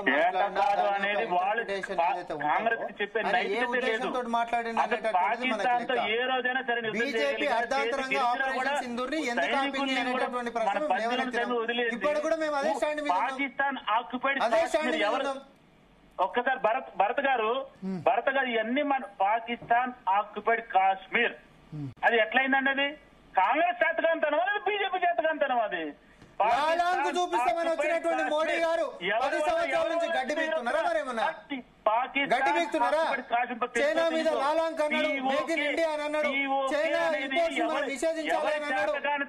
ఈ రోజు మన యొక్క డిపెండెన్స్ ఎంత అయిపోయిందంటే చైనా వాడు అనేటటువంటిది ఇంపోర్ట్ చేసుకోకపోతే బతకలేనటువంటి పరిస్థితికి పోయినాం. ఎవరిది? బీజేపీ సంవత్సరాలు తెచ్చుకోగలిగినవా? పాకిస్తాన్ నాకు కాశ్మీర్ దాదాపు ఈ దేశాన్ని 50 సంవత్సరాల పైచులు పరిపాలించి నువ్వు పాకిస్తాన్ ఆక్యుపైడ్ కాశ్మీర్ తీసుకురాగలిగిన మీరు మాట్లాడుతున్నారు సైనికుల గురించి, దేశం గురించి, యుద్ధం గురించి. మొగదని మీరేం మాట్లాడుతున్నారు? మేము మా కార్పెట్ బాంబింగ్ అంటే ప్రజల మీద బాంబింగ్ చేస్తామని చెప్తున్నా. ఏమన్నా అర్థం ఉందా? ఒకసారి బయట విందాం సీఎం రేవంత్ రెడ్డి ఏమన్నారో ఒకసారి ప్లే చేద్దాం. నిన్న పీసీఆర్ ప్లే. 8 పార్లమెంట్లలో వీళ్ళు చచ్చిపోయి అవయవదానం చేసి బీజేపీని గెలిపిస్తే ఒక పక్కన బండి సంజయ్, రెండో పక్కన కిషన్ రెడ్డి కేంద్ర మంత్రులు అయినరు. బుడ్డ పైసైనా తెచ్చిండ్రా వీళ్ళని నేను అడుగుతున్నా. ఎన్నడన్నా కేంద్ర మంత్రిగా కిషన్ రెడ్డి మన గల్లీకి వచ్చిండా? మన సమస్యలు అడిగిండా? మనం ఎట్లున్నారో చూసిండా? ఇవాళ ఉప ఎన్నికలు రాగానే ఇవాళ మా అభ్యర్థిని గెలిపించండి, కార్పెట్ బాంబింగ్ చేస్తారంట. సిగ్గుండాలనా? పాకిస్తాన్ వాడు ముడ్డి మీద అంటే ఆడపోయి బాంబులు అయ్యావు కానీ జూబ్లీ హిల్స్ వచ్చి బీజేపీ కార్పెట్ బాంబింగ్ చేస్తారంట. మీ బాబు జాగీరా బీజేపీలది ఇది. ఎవడన్నా అభివృద్ధి చేయాలనుకుంటాడు, ఎవడన్నా నిధులు తేవాలనుకుంటాడు, ఎవడన్నా తాగనిక నీళ్లు తేవాలనుకుంటాడు, ఎవడన్నా పేదలు తిరగనిక మెట్రో రైలు తేవాలనుకుంటాడు, ఎవడైనా మన మూసీలో ఉన్న మురికిని తొలగించాలనుకుంటాడు. బీజేపీల భావ దారిద్ర్యం జూబ్లీ హిల్స్ లో ఎన్నికల్లో కార్పెట్ బాంబింగ్ చేస్తారంట. గల్లీ గల్లీ ఎంపీలు, ఎమ్మెల్యేలు, కేంద్ర మంత్రులు తిరుగుతారంట. ఎందుకే బిచ్చమడుకోనికి వస్తారా? చాలా స్పష్టంగా చెప్పాడు కదా. సిగ్గుండాలి. రెండు అంశాలు కవర్ అయినాయి. ఒకటి, కేంద్రం నుంచి గల్లీలలో ఓట్లు అడుగుతున్నటువంటి కిషన్ రెడ్డి గారు భావ దారిద్ర్యంతో మెలుగుతున్నారు. ఒకటి, ఒక రూపాయి కూడా జూబ్లీస్ అభివృద్ధి కోసం తేనటువంటి చాతగానటువంటి ఎంపీలు ఉంటున్నప్పుడు అట్లాంటిది వచ్చి ఓట్లు ఎట్లా అడుగుతారు అనేటటువంటి అంశం ఒకటైతే, ఈరోజు పాకిస్తాన్ మన మీద ఏదైతే పహల్గామ్ అటాక్ చేసిందో అటాక్, ఆ బాంబులు అనేటటువంటి కార్పెట్ బాంబులు పాకిస్తాన్ మీద ఏవో గానీ చాతగాని ఓట్లకి ఇడికి ఒక రూపాయి తేవు గానీ ఇడికి వచ్చి పెద్ద పెద్ద మాటలు మాట్లాడుతున్నా అనే ఉద్దేశంతో మాట్లాడిండు. నేను ఇప్పటి కూడా అంటున్నా, ముఖ్యమంత్రి గారు కేటగారికల్ గా పాకిస్తాన్ ఓన్ మీద బాంబులు వేయము కానీ అన్నాడు. అంటే పాకిస్తాన్ మీద నీకు దమ్ము ధైర్యం ఉంటే బాంబులు ఏమన్నాడు? నీ కార్పెట్ బాంబులు పోయి పాకిస్తాన్ ఏమన్నాడు? భారతదేశ ఒక సైన్యం గొప్పతనం ఏంటంటే ఈ రోజున కార్పెట్ బాంబింగ్ చేయలే, అక్కడ చేయకూడదు కూడా. ప్రజలను డైరెక్ట్ తీసుకెళ్లి ఎయిర్ స్ట్రిప్స్. వాసుదేవ్ గారు పాకిస్తాన్ మీద కార్పెట్ బాంబింగ్ చేయకూడదా? భారతదేశం యొక్క సైన్యాన్ని పాకిస్తాన్ మీద కార్పెట్ బాంబింగ్ చేయకూడదా? క్షమించే పరిస్థితి దేశ ప్రజలు లేరు. మళ్ళీ ఒకసారి అడుగుతున్నాను, పాకిస్తాన్ కాశ్మీర్ ఎవరి వల్ల ఈ దేశం నుంచి నాకేందంటే యాక్చువల్లీ సరే ఆయన అన్నారు కార్పెట్ బాంబింగ్ అక్కడ చేయకూడదని. అక్కడ చేయకూడదు నువ్వు పాకిస్తాన్ దోస్తువా ఏంది? వాసుదేవ్ గారు వచ్చి మన దేశ ప్రజల్ని చంపితే చేయాల్సింది అక్కడ చేయకూడదు. ప్రిసిషన్ గా కొట్టాలో తెలీదు. ప్రజల మీద బాంబులు యుద్ధం అన్నప్పుడు ప్రజల మీద బాంబులు పడకుండా ఎక్కడ టెర్రరిస్ట్ స్థావరాల మీద కొట్టారు. అక్కడ కార్పెట్ బాంబింగ్ చేయలేదని రేవంత్ రెడ్డి చెప్పింది అది కాదు. సరే మళ్ళీ ఇంకోసారి ఏమని చెప్పండి, మళ్ళీ ఇంకోసారి మళ్ళీ ముట్టుకుని వచ్చారని చెప్తున్నారు.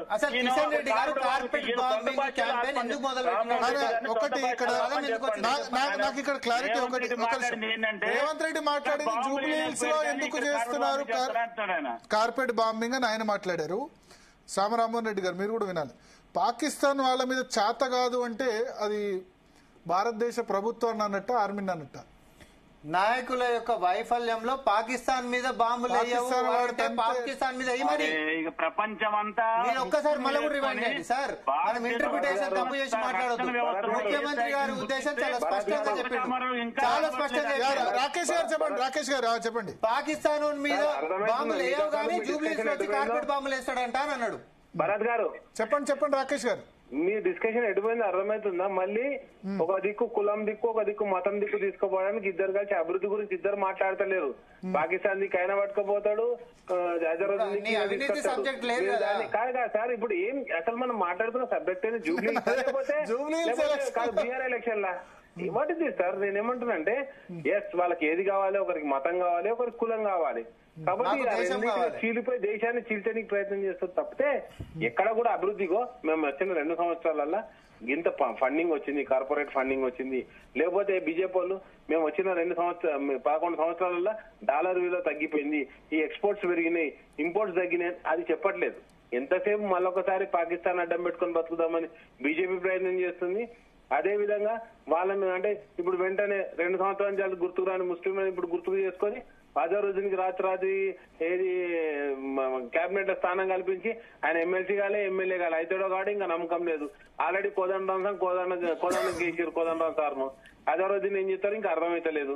కాబట్టి నేనేమంటున్నా అంటే ఈరోజు జూబ్లీ ఎలక్షన్ల గురించి మాట్లాడుతుంటే కంప్లీట్ గా ఏదో అది పాకిస్తాన్ బాంబింగ్ అని, కార్పొరేట్ బాంబింగ్ అని కంప్లీట్ గా డైవర్షన్ స్కీమ్ లో పోతుంది సార్. ఏదన్నా ఒక అభివృద్ధి చర్చ పెట్టండి. అభివృద్ధి గురించి మా 11 నెలల్లో జరిగినటువంటి తెలంగాణకు వచ్చినటువంటి ఇన్ని నిధులు వచ్చినాయి, బీజేపీ పార్టీ ఆధ్వర్యంలో ఇన్ని పథకాలు వచ్చినాయి, ఇంత డెవలప్ అయిందని చెప్పేసి బీజేపీ పార్టీని మాట్లాడమనండి. ఏదైతే బుల్లెట్ ట్రైన్ గురించి మాట్లాడి 11 నెలల నుంచి బుల్లెట్ ట్రైన్ అయినటువంటి బీజేపీ పార్టీ దాని గురించి మాట్లాడదాం. అదే విధంగా 2 సంవత్సరాలు అన్ని పథకాలు అమలు అయినాయి. లేకపోతే ఇప్పుడు నేను ఒకటే ఛాలెంజ్ చేశాను మీకు ఇంత ముందు, ఓపెన్ ఛాలెంజ్. ఏదైతే మీరు హౌస్ యూనిట్లు ఎన్ని ఉన్నాయో డిక్లేర్ చేయండి, కొత్త పెన్షన్లు ఎన్ని వచ్చినా డిక్లేర్ చేయండి. బీజేపీ కాంగ్రెస్ రెండు కూడా డైవర్షన్ డ్రామాలు ఆడుతున్నాయి. హామీలు పక్కకు పోయేలా ఆ ప్రకటన చేయడానికి పాకిస్తాన్ వాడుకుంటున్నాయి, చైనాను వాడుకుంటున్నాయి, బాంబింగ్ ను వాడుకుంటున్నాయి. కాబట్టి ఈ రోజు చర్చ జూబ్లీ హిల్స్ లో ఎస్ ఏదైతే ఈ రోజు సెంట్రల్ మినిస్టర్ ఉన్న కిషన్ రెడ్డి గారు ఇక అభివృద్ధికి గిన్ని నిధులు కేటాయించారు. 3 సార్లు అక్కడ అంటే 2 సార్లు అక్కడ నుండి రిప్రజెంట్ గా చేసిండు. ఈయన చేసిన అభివృద్ధికి ఇది అని చెప్పేసి వాళ్ళని మాట్లాడమనండి. 2 సంవత్సరాల్లో మేము జూబ్లీ చేసిన అభివృద్ధికి ఇది అని చెప్పేసి చెప్పమని చెప్పండి. సినీ కార్మికులకు ఆధారాబాద్ వచ్చేసి 2 సంవత్సరాల తర్వాత వాళ్ళు నెల రోజులు రోడ్ల మీద ఉంటే పట్టించుకొని కాంగ్రెస్ పార్టీ ఆధారాబాద్ రమ్మని వచ్చి సభ పెడితే ఏ సినీ కార్మికుడు కూడా వాళ్ళని ఆదరించలేదు. కాబట్టి ఇవన్నీ కూడా ప్రజలు గమనిస్తున్నారండి. మనం ఈరోజు స్పష్టంగా మాట్లాడుకుంది జూబ్లీ ఎలక్షన్ల గురించి. కాబట్టి ఈ ఎలక్షన్లలో మీరు ఇచ్చినటువంటి పెన్షన్ గాని, మీరు ఇచ్చినటువంటి బెనిఫిట్ గాని, ఆల్రెడీ వృద్ధులకు 3 నెలల పెన్షన్ ఎక్కువ, వికలాంగులకు 3 నెలల పెన్షన్ ఎక్కువ, అండ్ నెక్స్ట్ వచ్చేసి నేనేమంటా 2 సార్లు రైతు బంధు ఎక్కువ. ఈ రోజు తెలంగాణ 100 సంవత్సరాల ఏమంటుందంటే అన్ని ఎక్కొట్టుడే తప్పితే ఏదైనా ఇచ్చిర్రా వీళ్ళు చెప్పినట్టు ఒక ఫైనాన్షియల్ సామరామోహన్ రెడ్డి గారు ఇప్పుడు రాకేష్ గారు చెప్పినట్టు జూబ్లీ ఎలక్షన్ లో ఇవన్నీ ఎందుకు వచ్చాయి? ఇండియా పాకిస్తాన్ ఇవన్నీ సంబంధించి జనరల్ గా బీజేపీ రేజ్ చేస్తే కాంగ్రెస్ రేజ్ చేస్తే బట్టి చూస్తే ఏమనిపిస్తుంది అంటే పోలరైజేషన్ మీరే కావాలనుకుంటారు నాకు అనిపిస్తుంది. మైనారిటీ ఓటు మీ వైపు పోలరైజ్ అయ్యేటట్టు ఓఎస్సీని ప్రయోగించారు. తర్వాత ఇక్కడ ఇండియా పాకిస్తాన్ ఇష్యూ రేవంత్ రెడ్డి తీసుకున్నారు. సార్ ఇప్పుడు కార్పెట్ బాంబింగ్ అనేటటువంటి పదం మొదలుపెట్టింది మేం కాదు, బీజేపీ నేత కిషన్ రెడ్డి గారు. ఆయన ఎందుకు మొదలు బీజేపీ చాలా చోట్ల కూడా కార్పెట్ బాంబింగ్ అని ఎక్కడైనా అదే ఎవరి మీద కార్పెట్ బాంబింగ్ ఏ కాన్స్టిట్యూన్సీలో ఎన్నిక జరిగితే ఏ రాష్ట్రంలో జరిగితే కార్పెట్ బాంబింగ్ అంటే ఏ పేదోళ్ల మీద కార్పెట్ బాంబింగ్ బీజేపీ చేస్తా ఉందనేది చాలా స్పష్టము. లేనోడు లేకనే పోతుండు, ఉన్నోడేమో బాగా బలిచిపోతుండు అన్నట్టు అయిపోయింది. అదాని అంబానీల యొక్క ప్రోగ్రెస్ చూసుకుంటా దేశమంతా అభివృద్ధి చెందుతుందంటే తప్పు కదా అంటున్నాం. 8 సంవత్సరాల స్వతంత్ర భారతంలో మేము రాష్ట్రాన్ని పరిపాలించాలి. ఇప్పుడు ఒకటి ఏం మాట్లాడుతున్నారు నాకు అర్థం ఇప్పుడు ఈ కావట్లేదు. 11 ఏళ్ల సంది బీజేపీ ఉన్న అంతకంటే ముందు అటల్ బిహారీ వాజ్పేయి గారు ఉంటున్నప్పుడు 10 ఏళ్ల పాటు వాళ్ళున్నా ఇవన్నీ లెక్కలకు రాదు, ఇవన్నీ ఏమి లెక్కలకు రావు. మేము కట్టుకుంటూ వస్తాం వాళ్ళు కూలగొడతారు, మేము కట్టుకుంటూ వస్తాం వాళ్ళు కూలగొడతారు. భరత్ గారు ఈ దేశం ముందు నడిచేది ఎట్లా? హెడ్లైన్స్ అవుతున్నారు, హెడ్లైన్స్ వద్దు. జూబ్లీస్ ఎలక్షన్లు ఇచ్చిన హామీలు ఈ 2 నెలల టీఆర్ఎస్ ఘోర ఓటమి, 2 నెలల కాంగ్రెస్ చేసి అమలు చేసినటువంటి హామీలు అవి మాట్లాడకుండా మళ్ళీ హెడ్లైన్స్ మాట్లాడకుండా బండి సంజయ్ గారు రేవంత్ రెడ్డి గారు ఏం మాట్లాడారో అదే వీళ్ళు మాట్లాడుతున్నారు. మనం చర్చ కూర్చున్నది డాష్ మీద కూర్చున్న చర్చ కాదండి, మనం కూర్చొని ఓన్లీ జూబ్లీస్ ఎలక్షన్లు ఈ రాష్ట్రంలో జరుగుతున్న అభివృద్ధి సంక్షేమ పథకాలు ఏ విధంగా అమలైనవి ఎలక్షన్ లో ప్రచారం ఎవరు కంట్రోల్ చేయలేరు, ఎవరేం మాట్లాడుతున్నారో కంట్రోల్ చేయలేని సిచ్యువేషన్. ఇప్పుడు ముస్లింలకి అని మాట్లాడినప్పుడు మైనార్టీలకు మాటిచ్చి తప్పినటువంటి బీఆర్ఎస్ పార్టీ పెద్ద హక్కు ఉంటుందని నేను అనుకోను. మైనార్టీలకు మాటిచ్చి తప్పినటువంటి బీఆర్ఎస్ పార్టీ పెద్ద హక్కు ఉంటుందని నేనేం పెద్ద అనుకోను. ఏ హక్కు ఉంటుందని చెప్పి నేను పెద్ద ఏం అనుకోను. వాళ్ళకి రిజర్వేషన్ పెంచామని అన్నారు, తర్వాత మేనిఫెస్టో పెద్ద కానీ 10 ఏళ్లు పాలిస్తే ఒక 50 సంవత్సరాల భవిష్యత్తును అంధకారంలోకి నెడితే మళ్ళీ మేము రిపేర్ చేసుకుంటా కొత్తగా ఒక్కొక్కటి ఇటుక పేర్చుకుంటూ వస్తున్నటువంటి పరిస్థితి మాది. రాష్ట్రాన్ని అప్పులలో కుదేలు చేసి ఈరోజు అవినీతితోటి పొట్టలు బాగా మాత్రం ముందుకు పెట్టినటువంటి బీఆర్ఎస్ పార్టీ వాళ్ళు ఈరోజు అడ్డగోళ్ళ డబ్బులు ఉన్నాయి కాబట్టి విచ్చలవిడిగా ఖర్చు చేసుకుని ఈరోజు బీఆర్ఎస్ పార్టీ జూబ్లీస్ గెలుస్తుంది అనేటటువంటి నమ్మకంలో మీరుండొచ్చు. భరత్ గారు చెప్పండి. ఇప్పుడు నేనేమంటానంటే నేను పెట్టిన ఇన్వెస్ట్మెంట్ ఈ రాష్ట్రం మీద ఏమున్నది, అవి ఎట్లెట్లున్నాయి, ఆ ఫలితాలు ఎట్లా వస్తున్నాయి నేను చూపిస్తాను. చూపెట్టు. కాళేశ్వరం ఎన్ని ఎకరాలకు మారుతుంది? నేనేమంటానంటే ఎవరికి పెట్టిన 1,47,000 కోట్లు పెట్టి కట్టినటువంటి కాళేశ్వరం ఎన్ని ఎకరాలకు నీళ్ళు ఇస్తుంది? కంచె కచ్చిపోలి భూమి ఎన్ని టీఎంసీల నీళ్లు తోడుతున్నావు? ఏం చేసినావు పైసలు? నేనేమంటున్నానంటే ప్రతి ఒక్కటి అమ్ముకుంటే ఒక చెంబడి నీళ్లు తోడే పరిస్థితి లేదు. 1,50,000 కోట్లు పెట్టి కట్టిన ఈ ప్రాజెక్టు నువ్వు అభివృద్ధి గురించి మాట్లాడుతావు. రోజు మా బట్టలు తడిసితట్టు చేసిన బురదలో ముంచిన వాళ్ళు కాంగ్రెస్ పార్టీ వాళ్ళు. కనీసం సార్ ఒక్కటే అడుగుతా భరత్ గారు, ప్రతి మసీద్ కావచ్చు, ప్రతి టెంపుల్ లో కావచ్చు, ప్రతి చర్చిలో కావచ్చు ఓ మైక్ ఉంటది, ఓ సైరన్ ఉంటది. బతుకమ్మ పండుగ రోజు ఇమ్లివన్ బస్ స్టేషన్ పోతే మీ గేట్లు ఒక్కటేసారి ఎత్తి మొత్తం బట్టలు కొట్టుకుపోయి అంత ఆగమాగమై మొత్తం కొత్త బట్టలు తడిచిపోయినాయి. గిజా సార్ కాంగ్రెస్ ప్రభుత్వం ఏం లేదు. మీరుంటే ప్రాణాలే పోయేటివి, మేము ఉన్నాం కాబట్టి ప్రాణ నష్టం లేకుండా జాగ్రత్తలు పడ్డాం. నేనేమంటానంటే మీరుంటే ప్రాణాలే పోయేటివి, ముందు చూపు ఉంది కాబట్టి ప్రాణ నష్టం జరగలేము. బట్టలనే తడిచిపించారు కాబట్టి బట్టలు నడుస్తున్నాయి, బాధపడుతున్నారు. సెల్ఫీలలో ఆత్మహత్యలు చేసుకున్నారు నీ పరిపాలనలో. సెల్ఫీలలో కేసీఆర్ కుటుంబం పేరు చెప్పి ఆత్మహత్యలు చేసుకున్నారు. ఈ రోజు తెలంగాణ ప్రజల బట్టలు తడిచిపోతే పెద్ద సమస్య, కానీ సెల్ఫీలలో పేర్లు చెప్పి సూసైడ్ చేసుకుంటే అది సమస్య కాదు. అది మీ దిక్కుమాల పరిపాలన ఉండే 10 ఏళ్ళు. బిగ్ బాస్ షోలో సల్మాన్ ఖాన్ కాళ్ళ మీద ఎందుకు పడ్డావు? ఓట్ల గురించే కదా నువ్వు పడ్డది. కాళ్ళ మీద పడి మీరు డైలాగులు కొట్టి ఢిల్లీలో డైవులు కొట్టి అలవాటు మీకుంటది బీజేపీ దగ్గర, మాకు కాదు. ముంబైకి ఎందుకు పోయిండు? కాబట్టి నేనేమంటాను ముంబైకి పోయింది ముంబైకి కేటీఆర్ ఎందుకు పోయిండు? అడుగుపోయాడు గవర్నర్ ఎందుకు కలిసిండో? ఎవరు మేమందరికి గతంలో కేటీఆర్ ముంబైకి పోయి గవర్నర్ ఎందుకు కలిసిండో అడుగు. లేనివన్నీ జీటీవీలో నన్ను బయట పెట్టని మళ్ళీ కొత్త అక్కడ అలా గవర్నర్ ఎందుకు కలిసిండే తర్వాత చెప్తాం మళ్ళీ ఒకటి.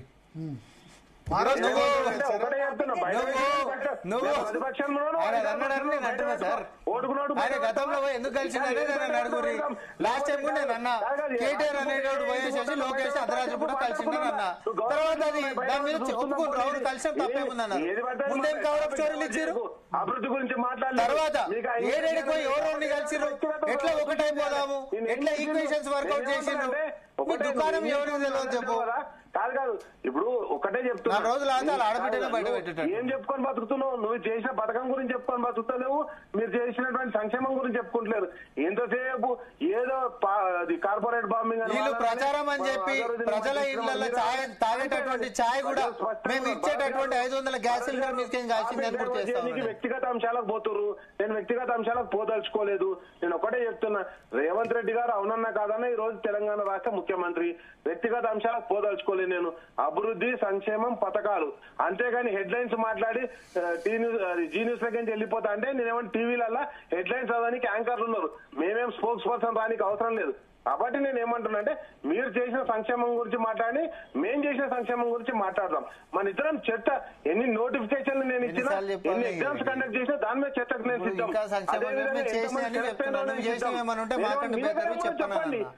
సింపుల్ భరత్ గారు, వాళ్ళు 10 ఏళ్లలో చేసిన సంక్షేమం కంటే 2 ఏళ్లలో మేము ఎక్కువ చేసినామని నేను 1 కాదు 10 చెప్పినా.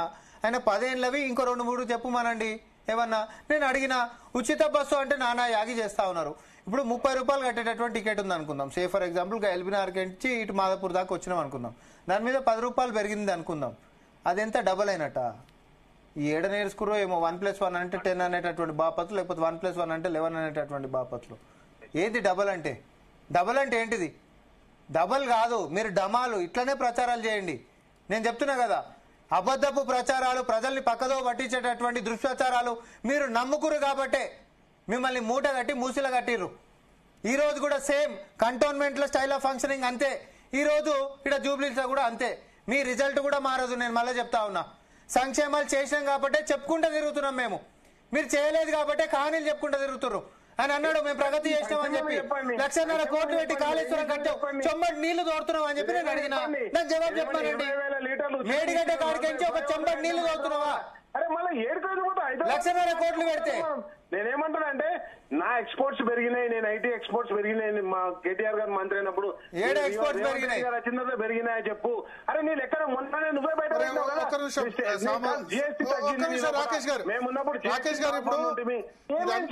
ఇక్కడ బీఆర్ఎస్ జిహెచ్ఎంసీలో డెవలప్మెంట్ కానీ బీఆర్ఎస్ మీ రాష్ట్రం మొత్తం మీవేమున్నా బీఆర్ఎస్ కు 43% వచ్చింది ఇక్కడ ఓటింగ్. కాంగ్రెస్ దానిలో సగం కూడా రాలేదు, 21-22% ఓట్లు వచ్చాయి.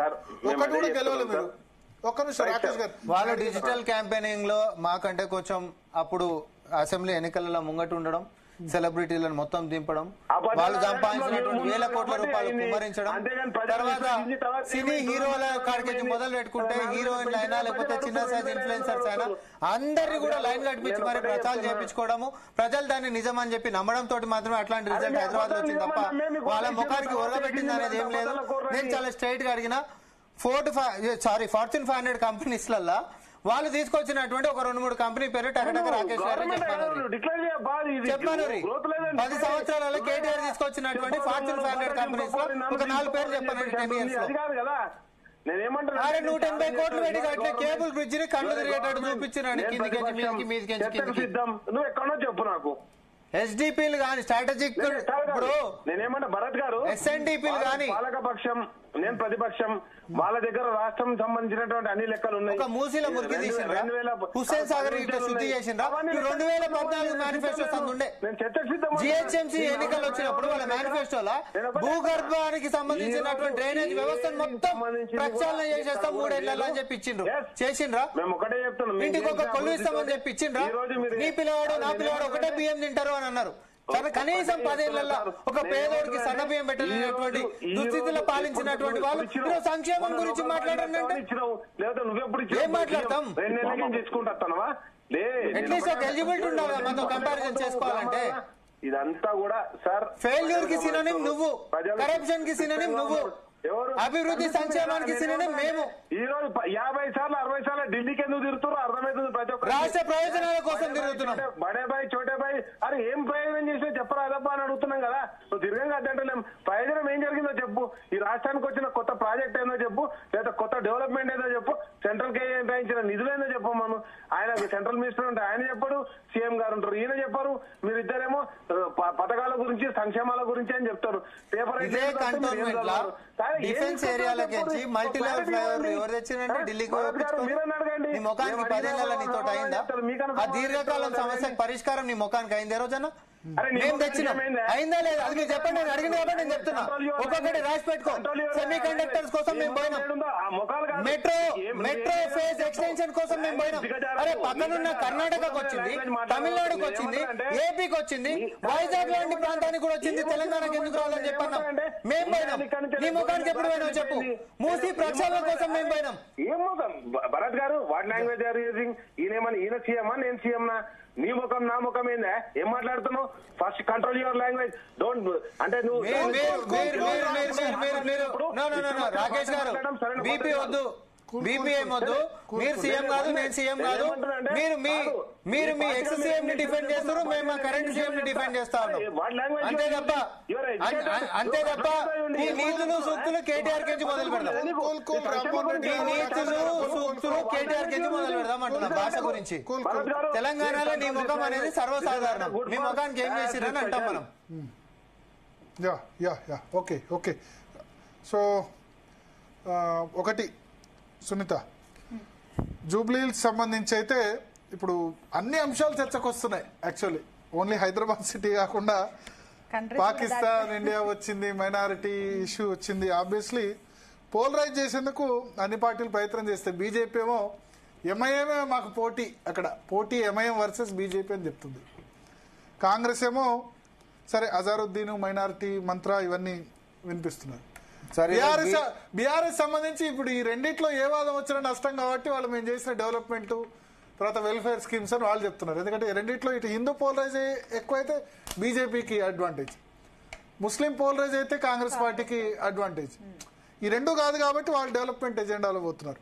చూద్దాం ఏం జరుగుతుంది. ఇంకా ఎంత 9th రోజు polling last, campaigning last 11th రోజు పోలింగ్ ఉంది. చాలా నాకు మునుగోడు, హుజరాబాద్ గుర్తుకొస్తుంది. ఖర్చులో కానీ లేదా కంటైన్మెంట్ బై ఎలక్షన్ కూడా జరిగింది కానీ ఇంత లేదు. అది పెద్ద చాలా లో ప్రొఫైల్లో జరిగింది. బట్ చాలా గ్రాడ్యుయేట్ ఎలక్షన్స్ కూడా జరిగాయి. ఇంత పెద్ద ఎత్తున పార్టీలు ఫైట్ చేసింది లేదు. హై వోల్టేజ్ రెండు పార్టీలు కూడా రిఫరెండం లాగా భావిస్తున్నాయి. Especially Congress, BRS. ఈ రెండింటి మధ్యనే నాకు ప్రధాన పోటీ కనిపిస్తుంది ఇవాళ ఉన్న సిచ్యువేషన్ బట్టి. చూద్దాం ఏం జరుగుతుందో. మినిట్ టు మినిట్ అప్డేట్స్ అయితే మనం ఖచ్చితంగా ఇస్తాం. సో సార్ లాస్ట్ ఒక్క లైన్ యాడ్ చేస్తా. ఎందుకంటే బీజేపీ ఒక పదం అన్నాడు కాబట్టి నేను దాన్ని రీట్రేట్ చేసి క్లోజ్ చేస్తా. పాకిస్తాన్ ప్రజలకు ఇబ్బంది జరగొద్దు కాబట్టి కార్పెట్ బాంబింగ్ ఆడ చేయనీకే ఉండదు అని చెప్పి అన్నాడు. అదే పాకిస్తాన్ మన దేశంలోకి చొరబడి మన ప్రజల్ని చంపిండు. అట్లాంటిది దేశం యొక్క ఖ్యాతి ఎప్పుడు పెరుగుతుంది అని అంటే గుస్కర్ మార్నా అన్నప్పుడు మేం మద్దతు ఇచ్చినాము, మేం రోడ్ల మీదకి వచ్చినాము, మేము ఈ సైనికులకు అండగా నిలబడ్డాము. కానీ నాయకత్వ లోపంతో ఆపరేషన్ సింధూర్ అనేటటువంటి మధ్యంతరంగా ఆగింది అనేటటువంటి అంశాన్ని నేను మళ్ళొకసారి చెప్తా ఉన్నా. బీజేపీని ఈ యొక్క పాపం ఎప్పటికీ వెంటాడుతూనే ఉంటుంది. దేశ ప్రజలు ఎప్పటికి కూడా మిమ్మల్ని క్షమించారు. ఓకే, సో చిన్న బ్రేక్ తీసుకుందాం Sunitha. Thank you Bharat for your deep analysis. ఇప్పుడు ఒక షార్ట్ బ్రేక్ తర్వాత కంటిన్యూ చేద్దాం.